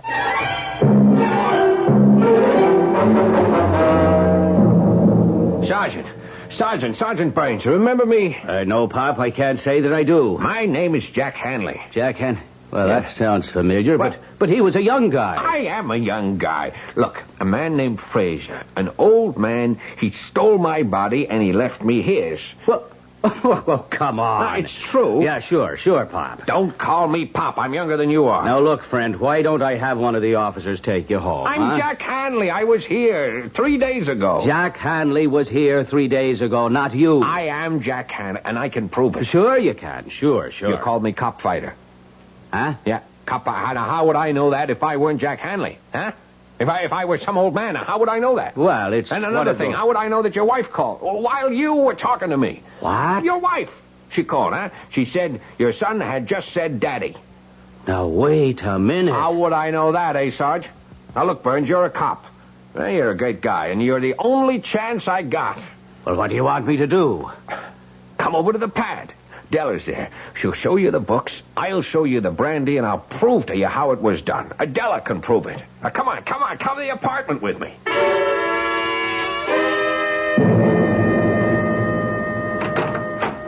Well, come on in. Oh, sure. Sorry about last night, Della. Who are you? Yeah, Della. And, honey, I've been doing a lot of thinking. Have you? About what? Oh, about you and me. Yeah? And? Well, you couldn't be too angry with me. How do you know? You wouldn't have come back here this morning. You want to know why I came back here? Why? I got a phone call from Fraser. Fraser? Why would Fraser call you? Well, it was kind of a crazy story. What did Fraser say? Would you answer a question first? Sure. Do I still remind you of George Sand? Oh. Well, do I? Yes. More and more every minute. I looked her up. Her name was Amandine Dupin. You could be right. What do you say we get out of here? Where are we going? I don't know. But we're both 28, and it's a long, long trip.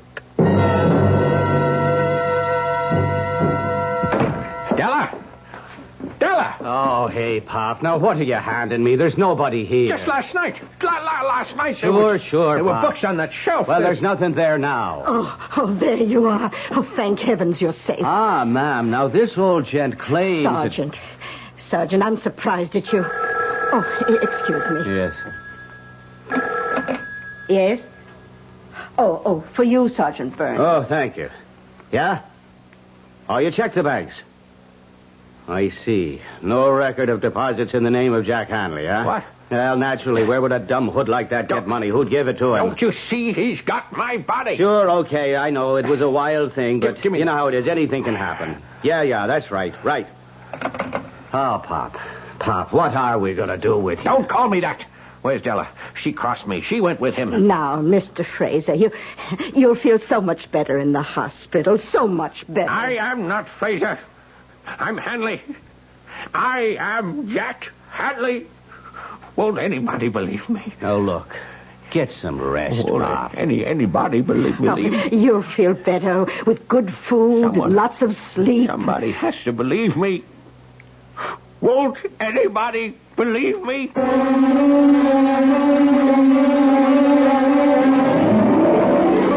As he sits there, Leroy Fraser, or if you prefer, Jackson Hanley, he sits there in his room in a faraway sanitarium, and he keeps asking the question of everyone who will stop to listen. So far, no one believes him, or is willing to admit it.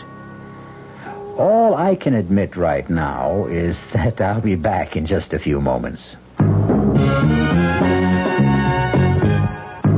When you drink beer, do you tilt the glass for long, hearty swallows? Or just tip it and sip it? Well, sipping's the thing for wine. But Budweiser beer is a hearty drink, brewed for zest and character. The best way to enjoy Bud is to drink it. Not chug-a-lug, just man-sized beer drinker swallows. That's when that famous Budweiser taste, smoothness, and drinkability really come through. Smoothness and drinkability that come only from natural carbonation and exclusive beechwood aging. Smoothness and drinkability, too good for any half-hearted sipping. So drink up. You'll see that brewing beer right does make a difference. And that when you say Budweiser, you've said it all. Anheuser-Busch, St. Louis. You've been hearing some pretty lavish claims recently about miles per gallon. We'd like you to consider something equally important, and that's range. Range is the miles per gallon multiplied by the number of gallons your car's tank holds. Range is what makes the Buick Apollo such a special small car. It comes from coupling the Apollo's economical 6-cylinder engine with a standard 21-gallon tank. It holds a lot, but it doesn't use a lot. Look into the Apollo. It's the Buick of small cars. Hi, Ms. Goldilocks here. Professionally taste-testing diet drinks can be very difficult, but I've just had to bear with it. Then I found sugar-free Diet 7-Up. It doesn't taste like other diet drinks. It's fresh, light, natural, delicious. Sugar-free Diet 7-Up tastes so good that I've taste-tested it hundreds of times, and each time I've given it my seal of approval. Yes, this one's just right. Service. We're big on that. When you buy an airline ticket, you're buying service. And at Ozark, we try to give you your money's worth. Service in making reservations, planning your trip, at the ticket counter, service on board. Ozark didn't get where it is by being small in things that really count. Service, we're big on that. Go Ozark Jet to Champaign, Urbana, Peoria, and Springfield, Illinois. Call Ozark or your travel agent. Our cast included Paul Hecht, Bryna Rayburn, William Redfield, Dan Ocko, and Leon Janney. The entire production was under the direction of Hyman Brown. Radio Mystery Theater was sponsored in part by Contac, the 12-hour allergy capsule, Anheuser-Busch Incorporated, brewers of Budweiser, and the Kellogg Company, makers of Kellogg's Special K cereal. This is E.G. Marshall inviting you to return to our Mystery Theater for another adventure in the macabre. Until next time, pleasant dreams. The Radio Mystery Theater was furnished by the CBS Radio Network.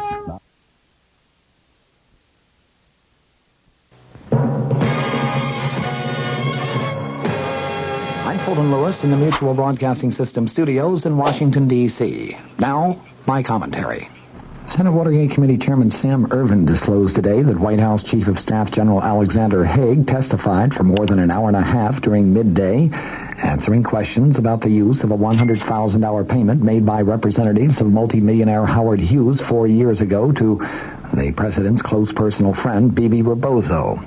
On May 2nd, you recall, General Haig had been asked virtually identical questions by the same Watergate panel. On that occasion, he produced a letter from the president directing him to invoke executive privilege and declining to answer any questions.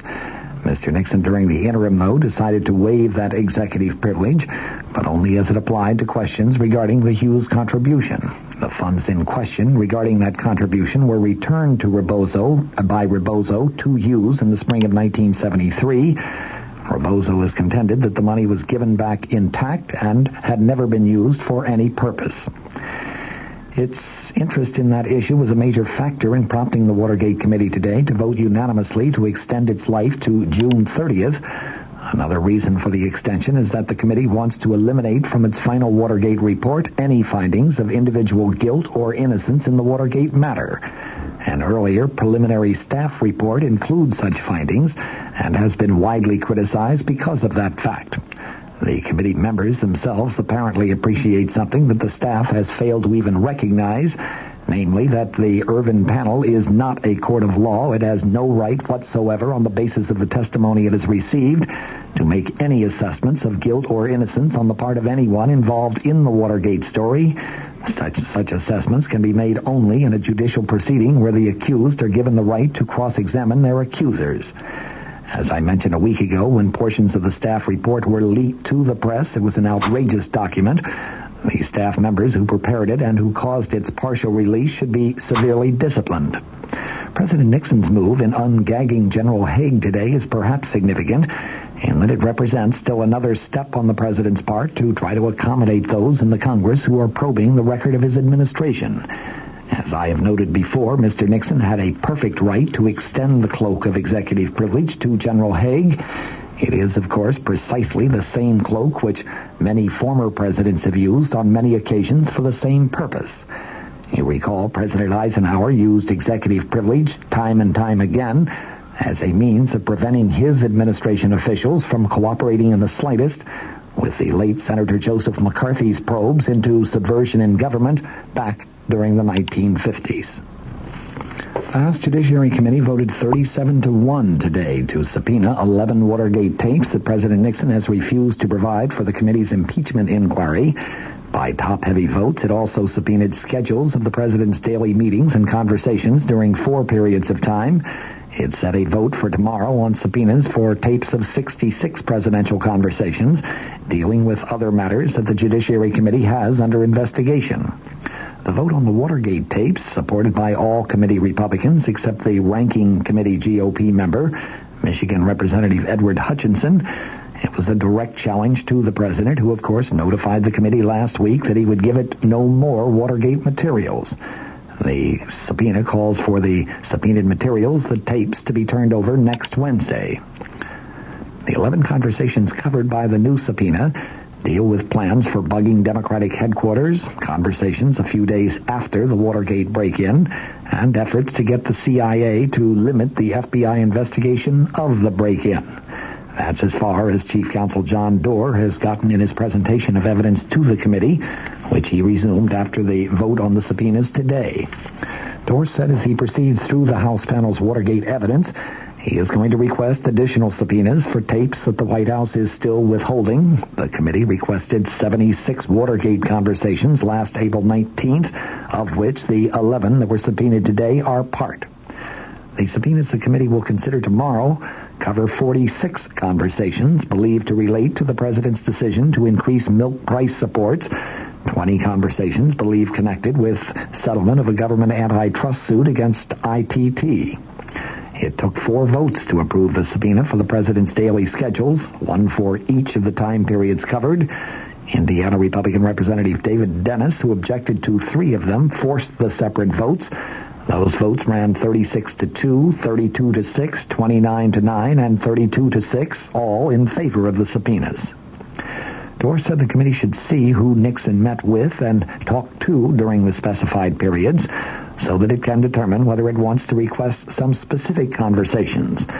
The periods covered by the subpoena are April through July 1972, which Doerr said was critical to the Watergate planning and break-in, February through April 1973, which cover the White House investigation of the affair, July 12th through 31st, which he said was the period before and after the existence of the White House taping system became known, and October 1973, during which time the president fired Special Prosecutor Archibald Cox.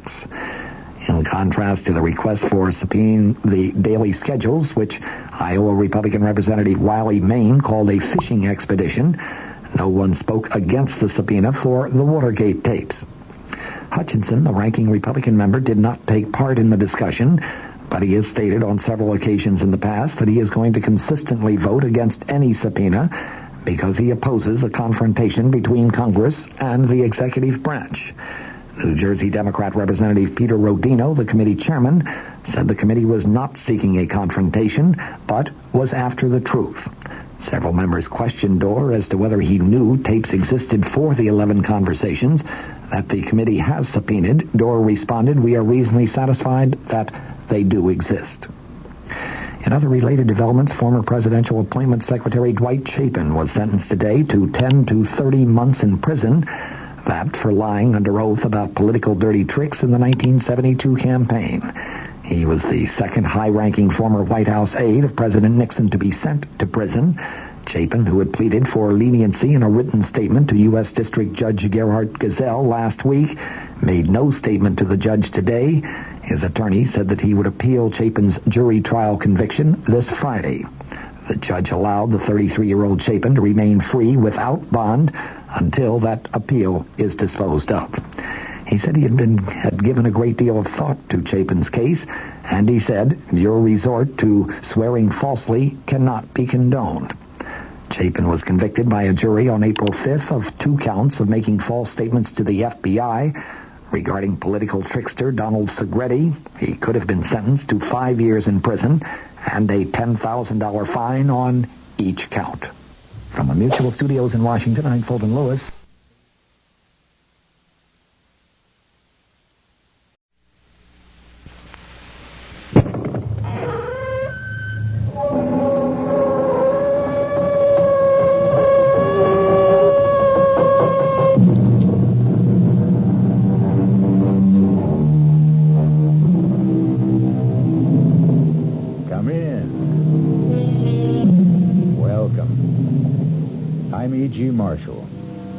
Welcome again through the creaking door.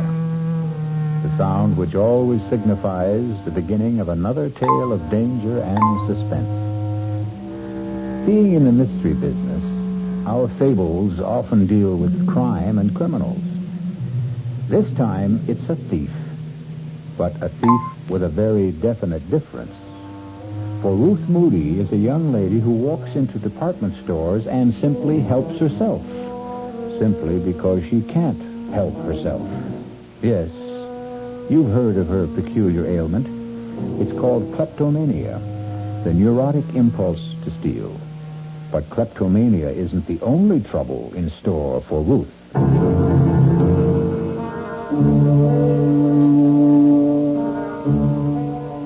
Our mystery drama, The Trouble with Ruth, was written especially for the Mystery Theater by Henry Slessor and stars Marion Seldes. It is sponsored in part by the Kellogg Company, makers of Kellogg's Special K cereal and new sugar-free diet 7-Up. I'll be back shortly with Act 1.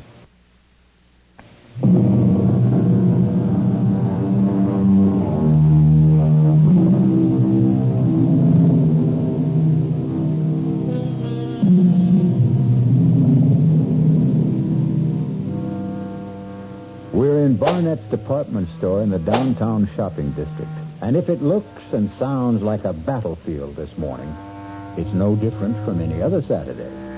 Well, maybe a little more so, since Barnett is running its semi-annual clearance sale, just as it does every other month. It's the ideal place and time for bargain hunters, and unfortunately, for shoplifters. Pardon me, miss?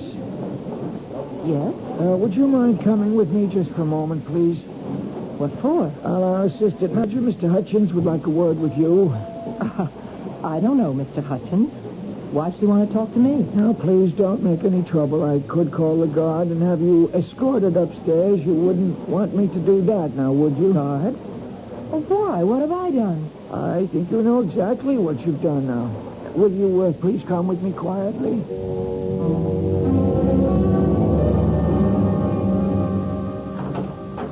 right in here, please? It's a mistake. I did take the scarf, but I was going to pay for it. Here's the lady, Mr. Hutchins. All right, Bill, thanks. You want me to stick around? No, it's all right. Okay, then I'll get back on the floor. It's murder down there. More larceny than murder, I'd say. Right.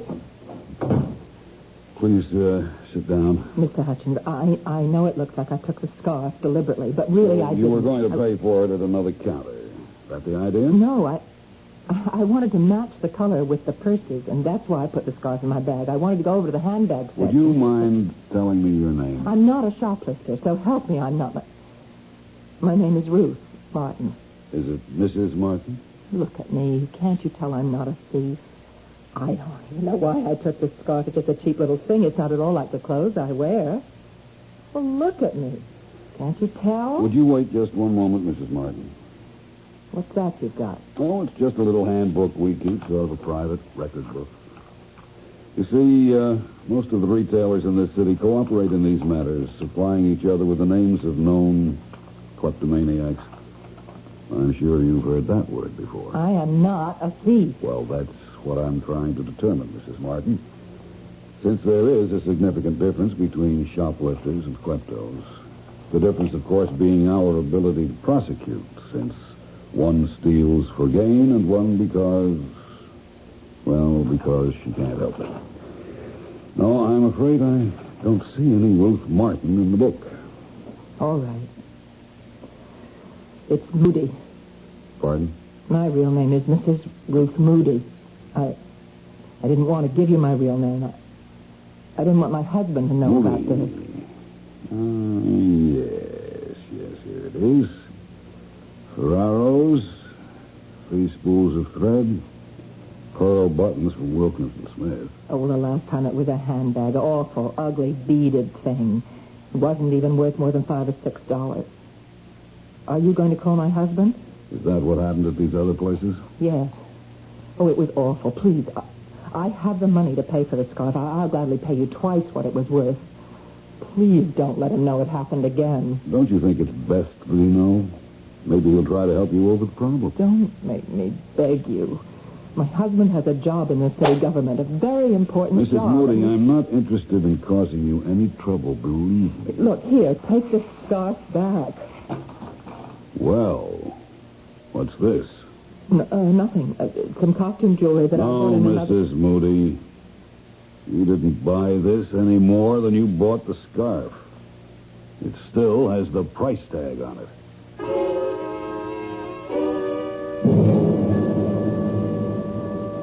$1.95. That's what makes it so unbelievable, Ruth. $1.95 rhinestone pin. Don't know why I took it, Ralph. Any more than I know what drove me to pick up that awful scarf and just drop it in my bag.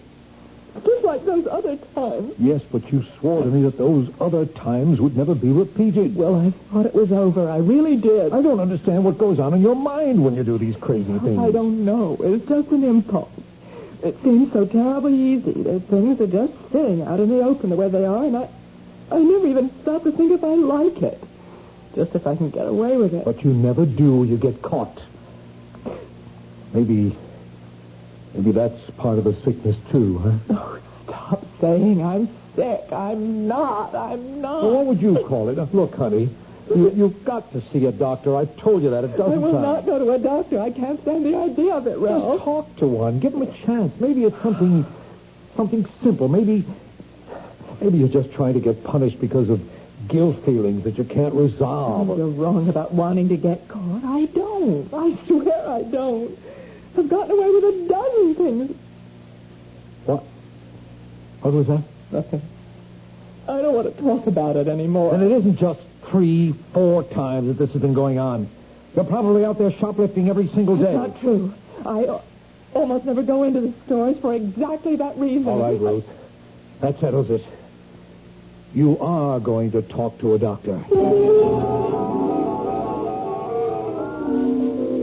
Then, you do remember the first time you stole, Mrs. Moody? Yes. I remember very well, but it was something I really wanted then, Dr. Berger. That was the big difference. How old were you? I was about 8 or 9. I was in school. There was a girl named Fanny Ritter. Her family was very wealthy. She was always the best-dressed girl in the class. Ah, yes. She had this pencil box. It was absolutely beautiful, with a blue binding and all sorts of secret compartments. I wanted that pencil box so much. And one day I walked into an empty classroom, and there it was, lying on the seat. Yes, and were you caught? No. I was never caught. Mm-hmm. But that was the biggest thrill of all, not being caught. But then I also realized I couldn't use the pencil box, at least not at school. Yes, I see. All kids steal sometimes. There's nothing abnormal about it. But you're not a child now, are you? And yet you still crave this secret feeling, this secret gratification. No, you're wrong. I don't get any pleasure out of taking things. I feel terrible afterwards every single time. Ah, but that may be exactly the gratification you require. I don't want to hear any more. You sound just like my husband. Believe me, Mrs. Moody, neither your husband nor I want to find fault with you. We both want to help you. Well, it's his job my husband is worried about, not me. Why do you say that? Because he works for the city government in the controller's office, and he's afraid if they ever found out about me that he... Why am I talking about Ralph that way? I know he loves me. I know he wants to help me. Yes. So why don't you let him try? Let both of us try. No. I don't need a doctor. All I need is to stay out of department stores.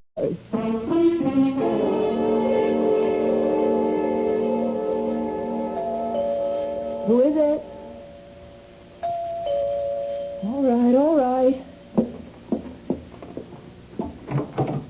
Mrs. Moody? Yes?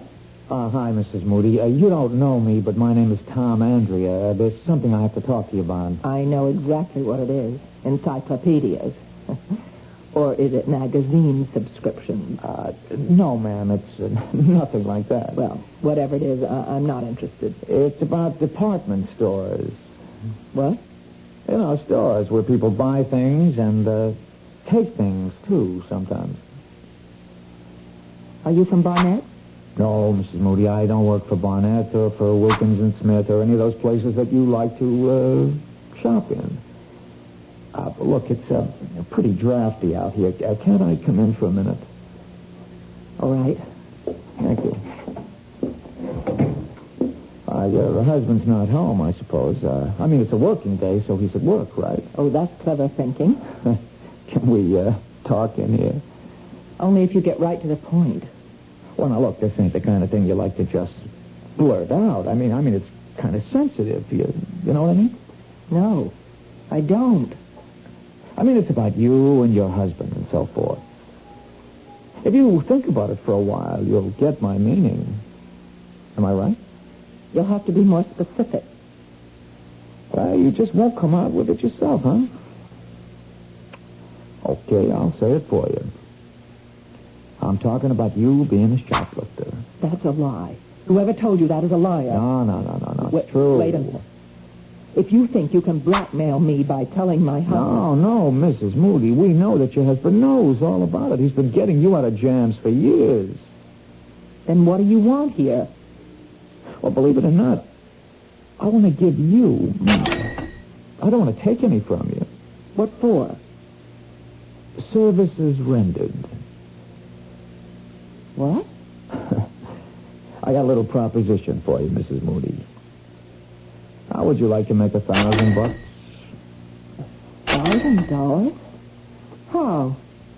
Well, you do like I said. You'll get $1,000 in the mail. But if you don't, well, your husband may not be able to make a living anymore. You get what I mean? No. I don't know what you're talking about. I'm talking about stealing stuff, Mrs. Moody, about that bad habit of yours. Now, we got a use for that habit. And you'd better listen to what we have in mind. How did you know about me? Who told you about me? Well, let's just say I got sources. I swear to you, I'm not a thief. Yeah, sure, I know that. We know it. We? Well, me and my friend. We know you're just a sick lady, that you can't help what you do. It's just like you had pneumonia or hay fever. It's not your fault. Am I right? That's right. Yeah, that's fine, only your husband still don't want the people around City Hall to know he's got a klepto for a wife. Does he? Then this is blackmail. A man in his line of work, he can't afford to have people know his wife steals. Now, some people would understand how it's only a sickness. But others, well, you know how people are. Tell me how much money you want. I don't want a dime from you, Mrs. Moody. Honest, all I want is your cooperation. You see, my friend and me, we have a little plan. A really, really sweet little idea. Everybody makes money and nobody takes any chances. Oh, what could be sweeter than that? A plan to do what, for heaven's sake? Well, my friend will give you all the details. All you got to do now is put on your coat and come with me. My friend will give you the whole deal. I'm not coming with you. We're not desperate for your help. Don't get this wrong. But we thought we'd give you a break. Well, it's too bad. If you just tell me what you have in mind. Why, shoplifting, Mrs. Moody. A little nice and easy shoplifting. Only this time not for no $5 piece of junk. This time for something worth more like $50,000.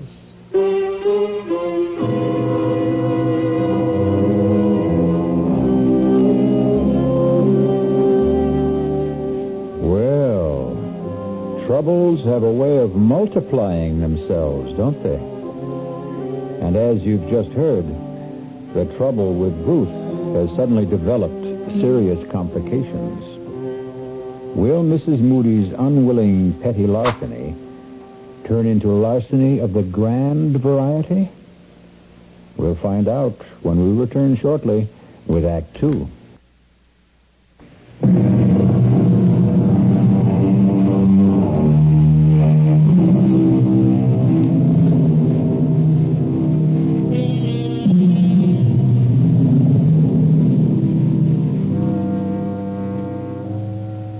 Mrs. Ruth Moody, faced with the prospect of harming her husband's career, has accepted the invitation of the man who calls himself Tom Andrea, although her instincts tell her that Tom Andrea isn't his name at all.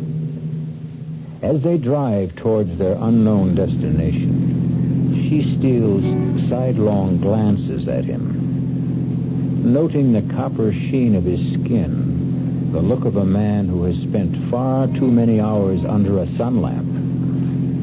But he also has the look of a man who won't take no for an answer.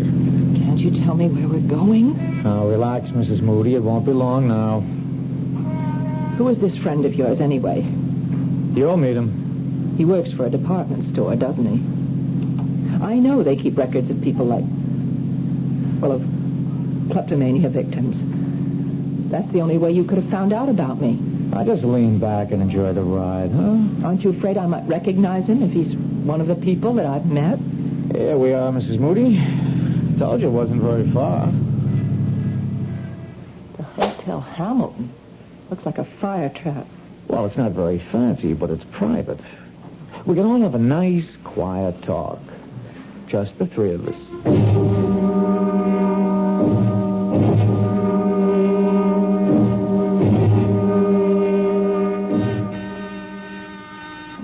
One moment.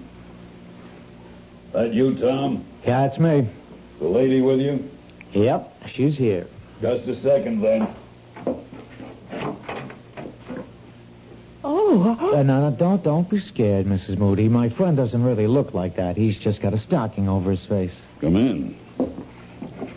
I hope you will forgive the mask, Mrs. Moody. I know it looks grotesque, but it's necessary for your own protection. For me? It's important that you don't recognize me after our business is concluded. It would be embarrassing if we were to run into each other in different circumstances. In a department store, for instance? What my friend means, Mrs. Moody, is that if you started hollering for the cops when you saw him again, we would have to do something about you. Understand? Yes, I understand. But please don't be alarmed. Nothing like that's going to happen. I can assure you that I am not a professional criminal. No more than you are. Then what kind of criminal are you? Why don't you sit down? The sofa's the only comfortable seat in the room. Here, let me take these papers away. I was just drawing up a few diagrams to help you understand exactly what you have to do. Diagrams? Would you like some coffee? We have a small kitchen, this pot already made. No, I don't want any coffee. Tom, why don't you do the honors? Do you drink yours black, Mrs. Moody? I'm afraid I don't have any cream. All right, black coffee. I see, Mrs. Moody. I told you it was going to be very friendly. Well, now, how much has Tom told you about our little enterprise? He just said that if I didn't help you, you'd tell my husband's employers about me. Well, I really hate for that to be the inducement, Mrs. Moody. I was hoping that you'd cooperate more willingly. Why should I? Well, didn't Tom mention the $1,000? He also mentioned something about $50,000, about shoplifting something worth a fortune. Don't tell me you have qualms about it. A lady with your history? You just don't understand about me. I don't take things because they're valuable or even because I want them. I'm not a thief, not in the ordinary sense of the word. Yes, we know that. And that's exactly why we're taking you into our little circle, Mrs. Moody, because you're a kleptomaniac, not an ordinary thief. And that's why you can help us commit an extraordinary crime. I don't want to commit a crime, and I don't want your $1,000. Here's your coffee, Mrs. Moody. Let me tell you what makes it so different, Mrs. Moody. An ordinary crime entails a certain amount of risk. But this particular crime is guaranteed to be risk-free. No, that's what people always think. No, Mrs. Moody. Even professional criminals recognize a certain degree of chance when they plan their enterprises. Personally, I would never get involved in anything like that. I loathe the idea of being arrested. Oh, so do I. And I know exactly what it feels like. Ah, but you've never been arrested, have you? You've been detained, questioned, reprimanded, warned, but you've never been arrested once. Isn't that true? Well, why should I be? I told you, I'm not a criminal. No, you're not legally liable for your little thefts, Mrs. Moody. You steal because you have to steal. And if you're caught, you merely give back what you've stolen, and that's that. No arrest, no prosecution, no risk. You beginning to see the point, Mrs. Moody? You want me to steal something for you. That's right, Mrs. Moody, and something a great deal more valuable than, shall we say, a spool of thread. Oh, dear Lord. Let me explain our plan in detail. At 12:15 tomorrow afternoon. Tomorrow? At 12:15. You'll enter a shop called Travell's on 47th Street, just off 5th Avenue. You may not know the place. It's a rather expensive jeweler's. You will approach a certain counter. The diagram will make it clear which one Wait a minute. You're talking as if I've already agreed to do this thing. Please look at the diagram, Mrs. Moody. You will approach this counter and engage the attention of the salesman. You will ask to see a certain tray, the one I've marked with the arrow. A moment or two after you begin to examine that tray, there will be a disturbance in the store. Right, a disturbance. The disturbance will take place on the other side of the counter. It is almost inevitable that your salesman will have his attention drawn away from you when it occurs. In all likelihood, he'll leave you and go to see what has happened. That's when you will act. You'll pick up the diamond pin on the upper right-hand corner of the tray and drop it into your purse. And then you'll simply walk out the door. You're really mad. As you can see from the drawing, the distance between the counter and the door is a very short one. You can reach it within 3 or 4 seconds. You can be sure that your salesman will be much too occupied to notice that you have left. I won't do any such thing. That's plain and simple robbery. When you reach the outside, you'll see a man with a yellow canister collecting funds for children's welfare. The man will approach you immediately. You will drop the diamond pin into the opening of the canister and walk to the corner. There will be a taxi there in all probability. It's a hack stand. If there isn't a taxi waiting, hail one or walk to the bus stop. Believe me, you will have ample time to make your getaway. There isn't going to be any getaway. I am not going to do anything so insane. As I said before, you'll be perfectly safe. You'll have absolutely nothing to lose. If you're stopped before you reach the exit, simply give yourself up. When Travels learns of your little idiosyncrasy, no harm will come to you. It'll be just another neurotic incident, nothing more. You're wasting your breath. You'll tell them about your problem. They'll check with other stores and find your case history on file. No, there's no way I'll do such a thing. Hey, what's the matter with you, lady? Didn't you hear the man? You can't get into trouble doing this.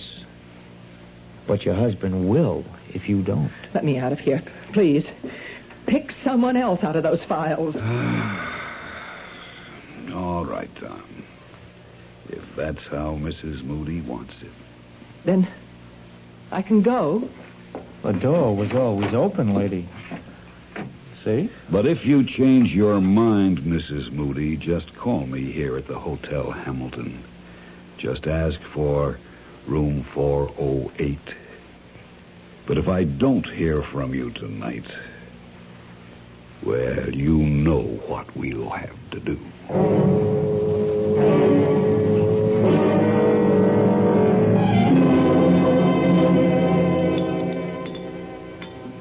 You've sure been quiet tonight, Ruth.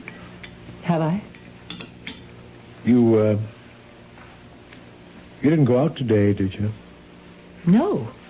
I told you I wasn't going anywhere. I was just wondering. I mean, you said something about dinner tonight, about cooking something special, and here we are with last night's meatloaf. But you said you didn't mind. Oh, of course, I don't mind. You know I'm not fussy about food. I know. You're just too nice for your own good sometimes, Ralph. And, you just weren't feeling up to cooking today, is that it? Oh, I know what you're thinking. You think I went on another shopping spree, or should I say shoplifting? No, Ruth, I didn't think anything of the kind. Well, I didn't. I swear I didn't. Okay. Ralph, can I ask you something? Sure. What would happen if people knew about me? What people? The people you work for, in the controller's office. Or, the mayor himself. What if they knew about my illness? They'd know, that's all. Would it hurt you? Honey, this is silly. Nobody knows about your problem but you and me and a few department stores. And Dr. Berger, of course, the doctor you won't see anymore. But if they were to find out, would it hurt you? Look, haven't we got enough to worry about without thinking the worst? Then it would be bad for you. Someone in your position where honesty is so important. Ruth, you're not dishonest. You're sick. There's a tremendous difference. That's why I'm so sorry you won't see that doctor. But would everyone understand the difference? I mean, when they learned about my stealing things, would they think twice about you? You want the truth? Yes. Yes, they would. They're only human. No, they're worse than human. They're politicians. They have to be elected to office, and that's exactly the kind of scandal they don't like. Yes. I guess I've always known that was true. Honey, I think I could use some more gravy. Yes. Oh, I have some in the kitchen. I'll be right back.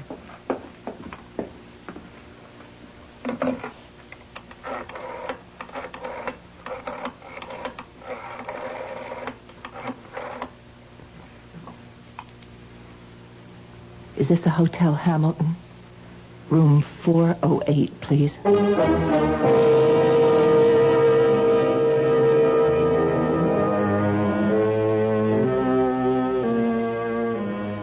And so Mrs. Ruth Moody has taken the first fatal step.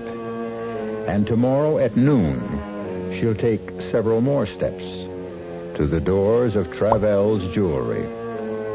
And for the first time in her life, Ruth will steal and know the reason why she's stealing. Will it really make a difference? I'll be back shortly with Act 3.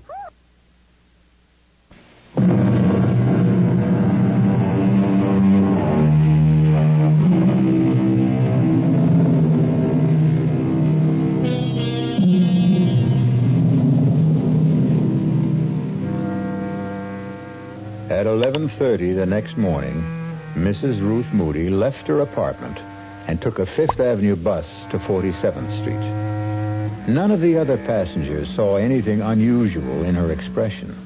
They couldn't read the turmoil of her thoughts or the fear that haunted her eyes behind the sunglasses she wore to hide them. She kept telling herself that what the man in the stocking mask said was only too true, that no matter what happened, she couldn't be blamed for what she was about to do. She was still telling herself that when she pushed open the heavy glass door of Travell's. May I help you, madam? Oh, yes, please. I'm looking for a diamond pin. It's a present for my mother. I see. Do you have any particular kind of pin in mind? We have everything from abstract designs to representational pins. You know, animals and flowers and so forth. Maybe if I just browsed a little? Certainly. You can see some of our selection right here, but we do have others. Oh, yes. There's so many, aren't there?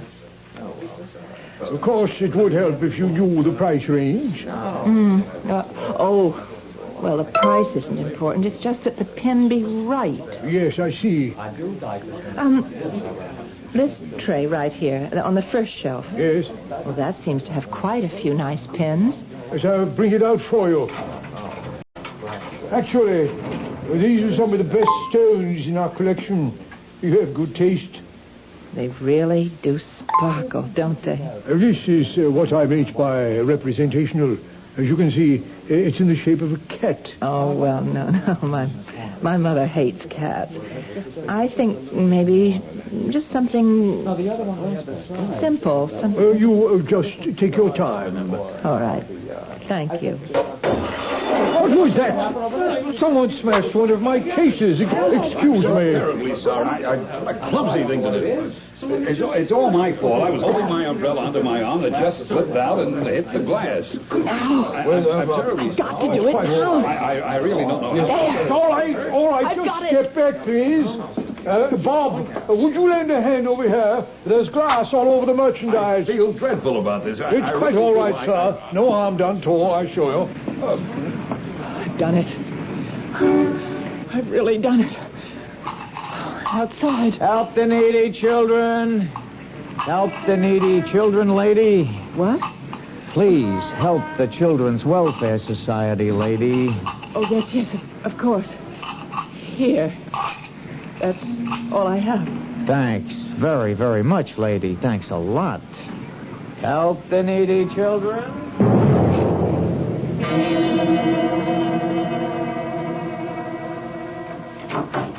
Ralph? Is that you? Yes, I'm home. Oh. How are you, honey? I'm all right. You sure? You don't look so good. No, I'm fine, really. Would you like a drink?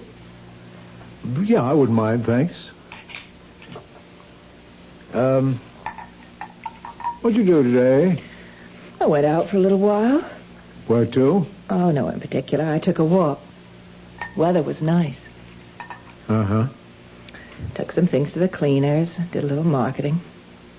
Here's your drink. Oh, thanks. For heaven's sake, stop looking at me like that. I can't bear the way you look at me sometimes, Ralph. I'm sorry, Ruth. It's nothing deliberate. Well, of course it's deliberate. It happens all the time now. You keep staring at me as if you're trying to read my mind. As if you wanted me to confess something. Now, Ruth, that isn't true.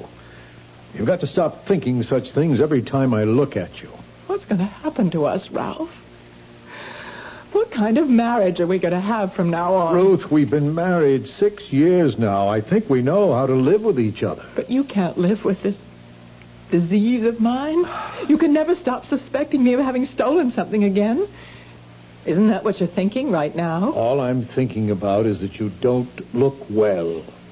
And how disappointed I am that you won't see Dr. Berger. I called him today, by the way.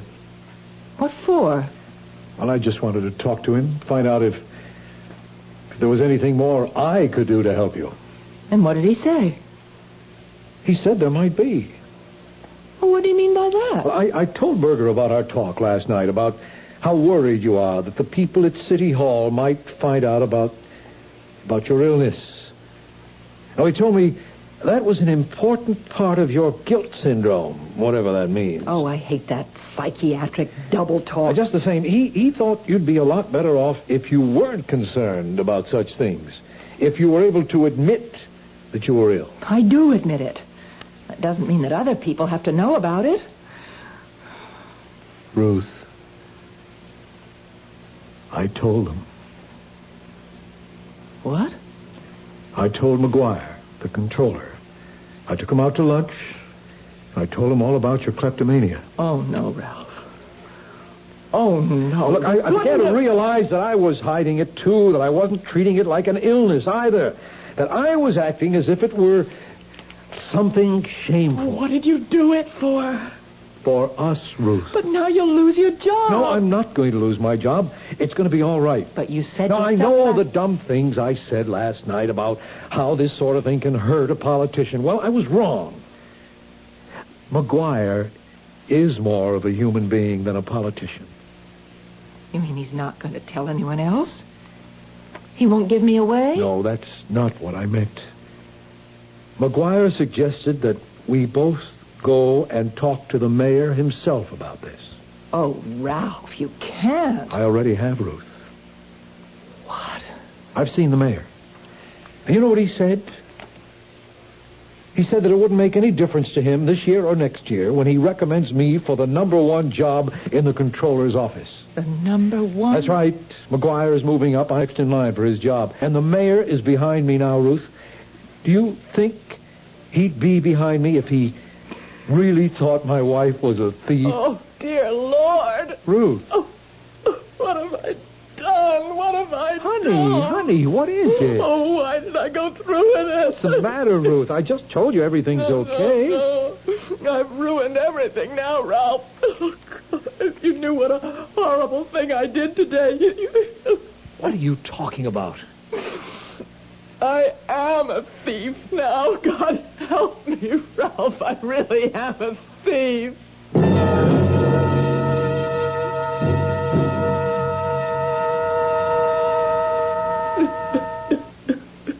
Try and stay calm, Ruth. Did you get a look at the man who broke the glass with his umbrella? Do you think that he was the same man you met yesterday at the Hotel Hamilton? I'm sure he was. But I told you he was wearing a stocking mask over his face. And this other man, though, the one who called himself Tom Andrea, he was the same man who was collecting for children's welfare outside the store? Yes. Ruth, you know, there's only one thing to do now, don't you? What do you mean? We've got to tell the police. Oh, Ralph, no, that would be awful. Trevells will have discovered the theft by now. They must have your description from the clerk. Sooner or later, you might be identified. But they can't do anything to me, Ralph. I'm not responsible. I'm sick. No, Ruth, in this case, you are responsible. That's why we have to call the police.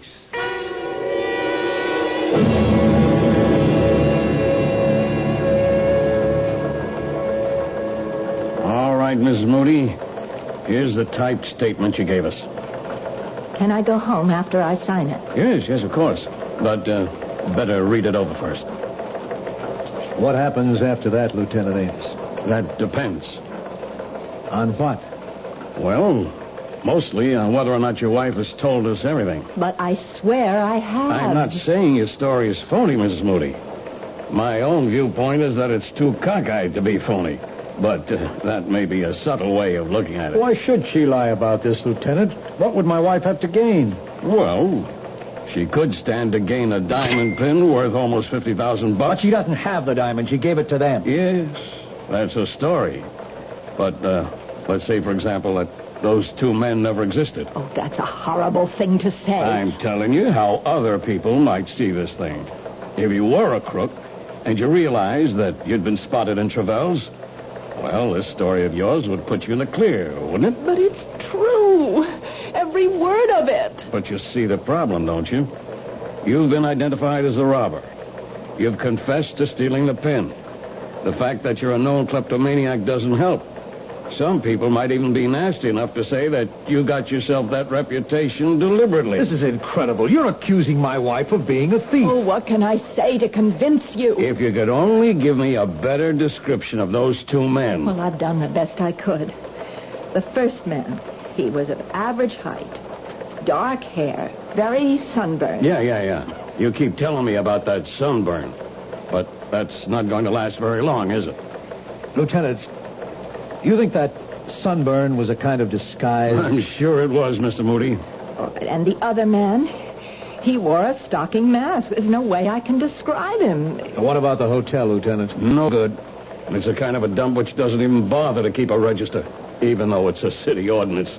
But the clerk might be able to identify the man who took the room. Maybe, if we could produce him. Only, how do we do that? What about the $1,000 they promised to send her? Oh, I wouldn't count on that. If she's telling the truth, you'll never hear from him again. Okay, so maybe it's a new gimmick. Maybe one of them works in a department store, has access to the names of recognized kleptos. I'm sure he did work in a department store. Yeah, and so do thousands of people, Miss Moody. All you've got to do is name the one. And if she can't, what happens then? I think you know the answer to that. Will I be arrested? But you can't arrest her. She's sick. She was seeing a doctor. And I'm going to see him again. Oh, so help me, Ralph. Do you really mean that, Ruth? I'm not going to stop seeing Dr. Berger until I'm cured. Unless they send me to prison first. Well, have you read the statement, Miss Moody? Yes, it's all right. I'm ready to sign it. Fine. Yeah, let's see. I thought I had a pen on this desk. Oh, well, I think there's one in my purse. I'll get it. Hey, it's funny. What is? Well, this isn't your pen, Ruth. I don't recognize it, do you? Let me see. No, that isn't my pen. Oh, Ruthie, no, not again. You mean you stole it, Mrs. Moody? I'm afraid I did. I remember now. When the man was drawing the diagrams of the jewelry store, he left his pen on the coffee table, and I just couldn't stop myself. Wait a minute.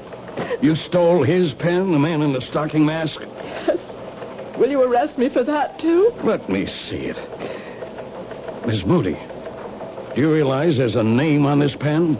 It's from Barnett's department store, and it's engraved with the name of the owner. What? Barnett's department store, J.M. Hutchins. Hutchins? He's the assistant manager. He is the one. Lieutenant, you found your man. Well, what do you know? This is the first time I've ever seen a proof of that old chestnut. Old chestnut? That it takes a thief to catch a thief.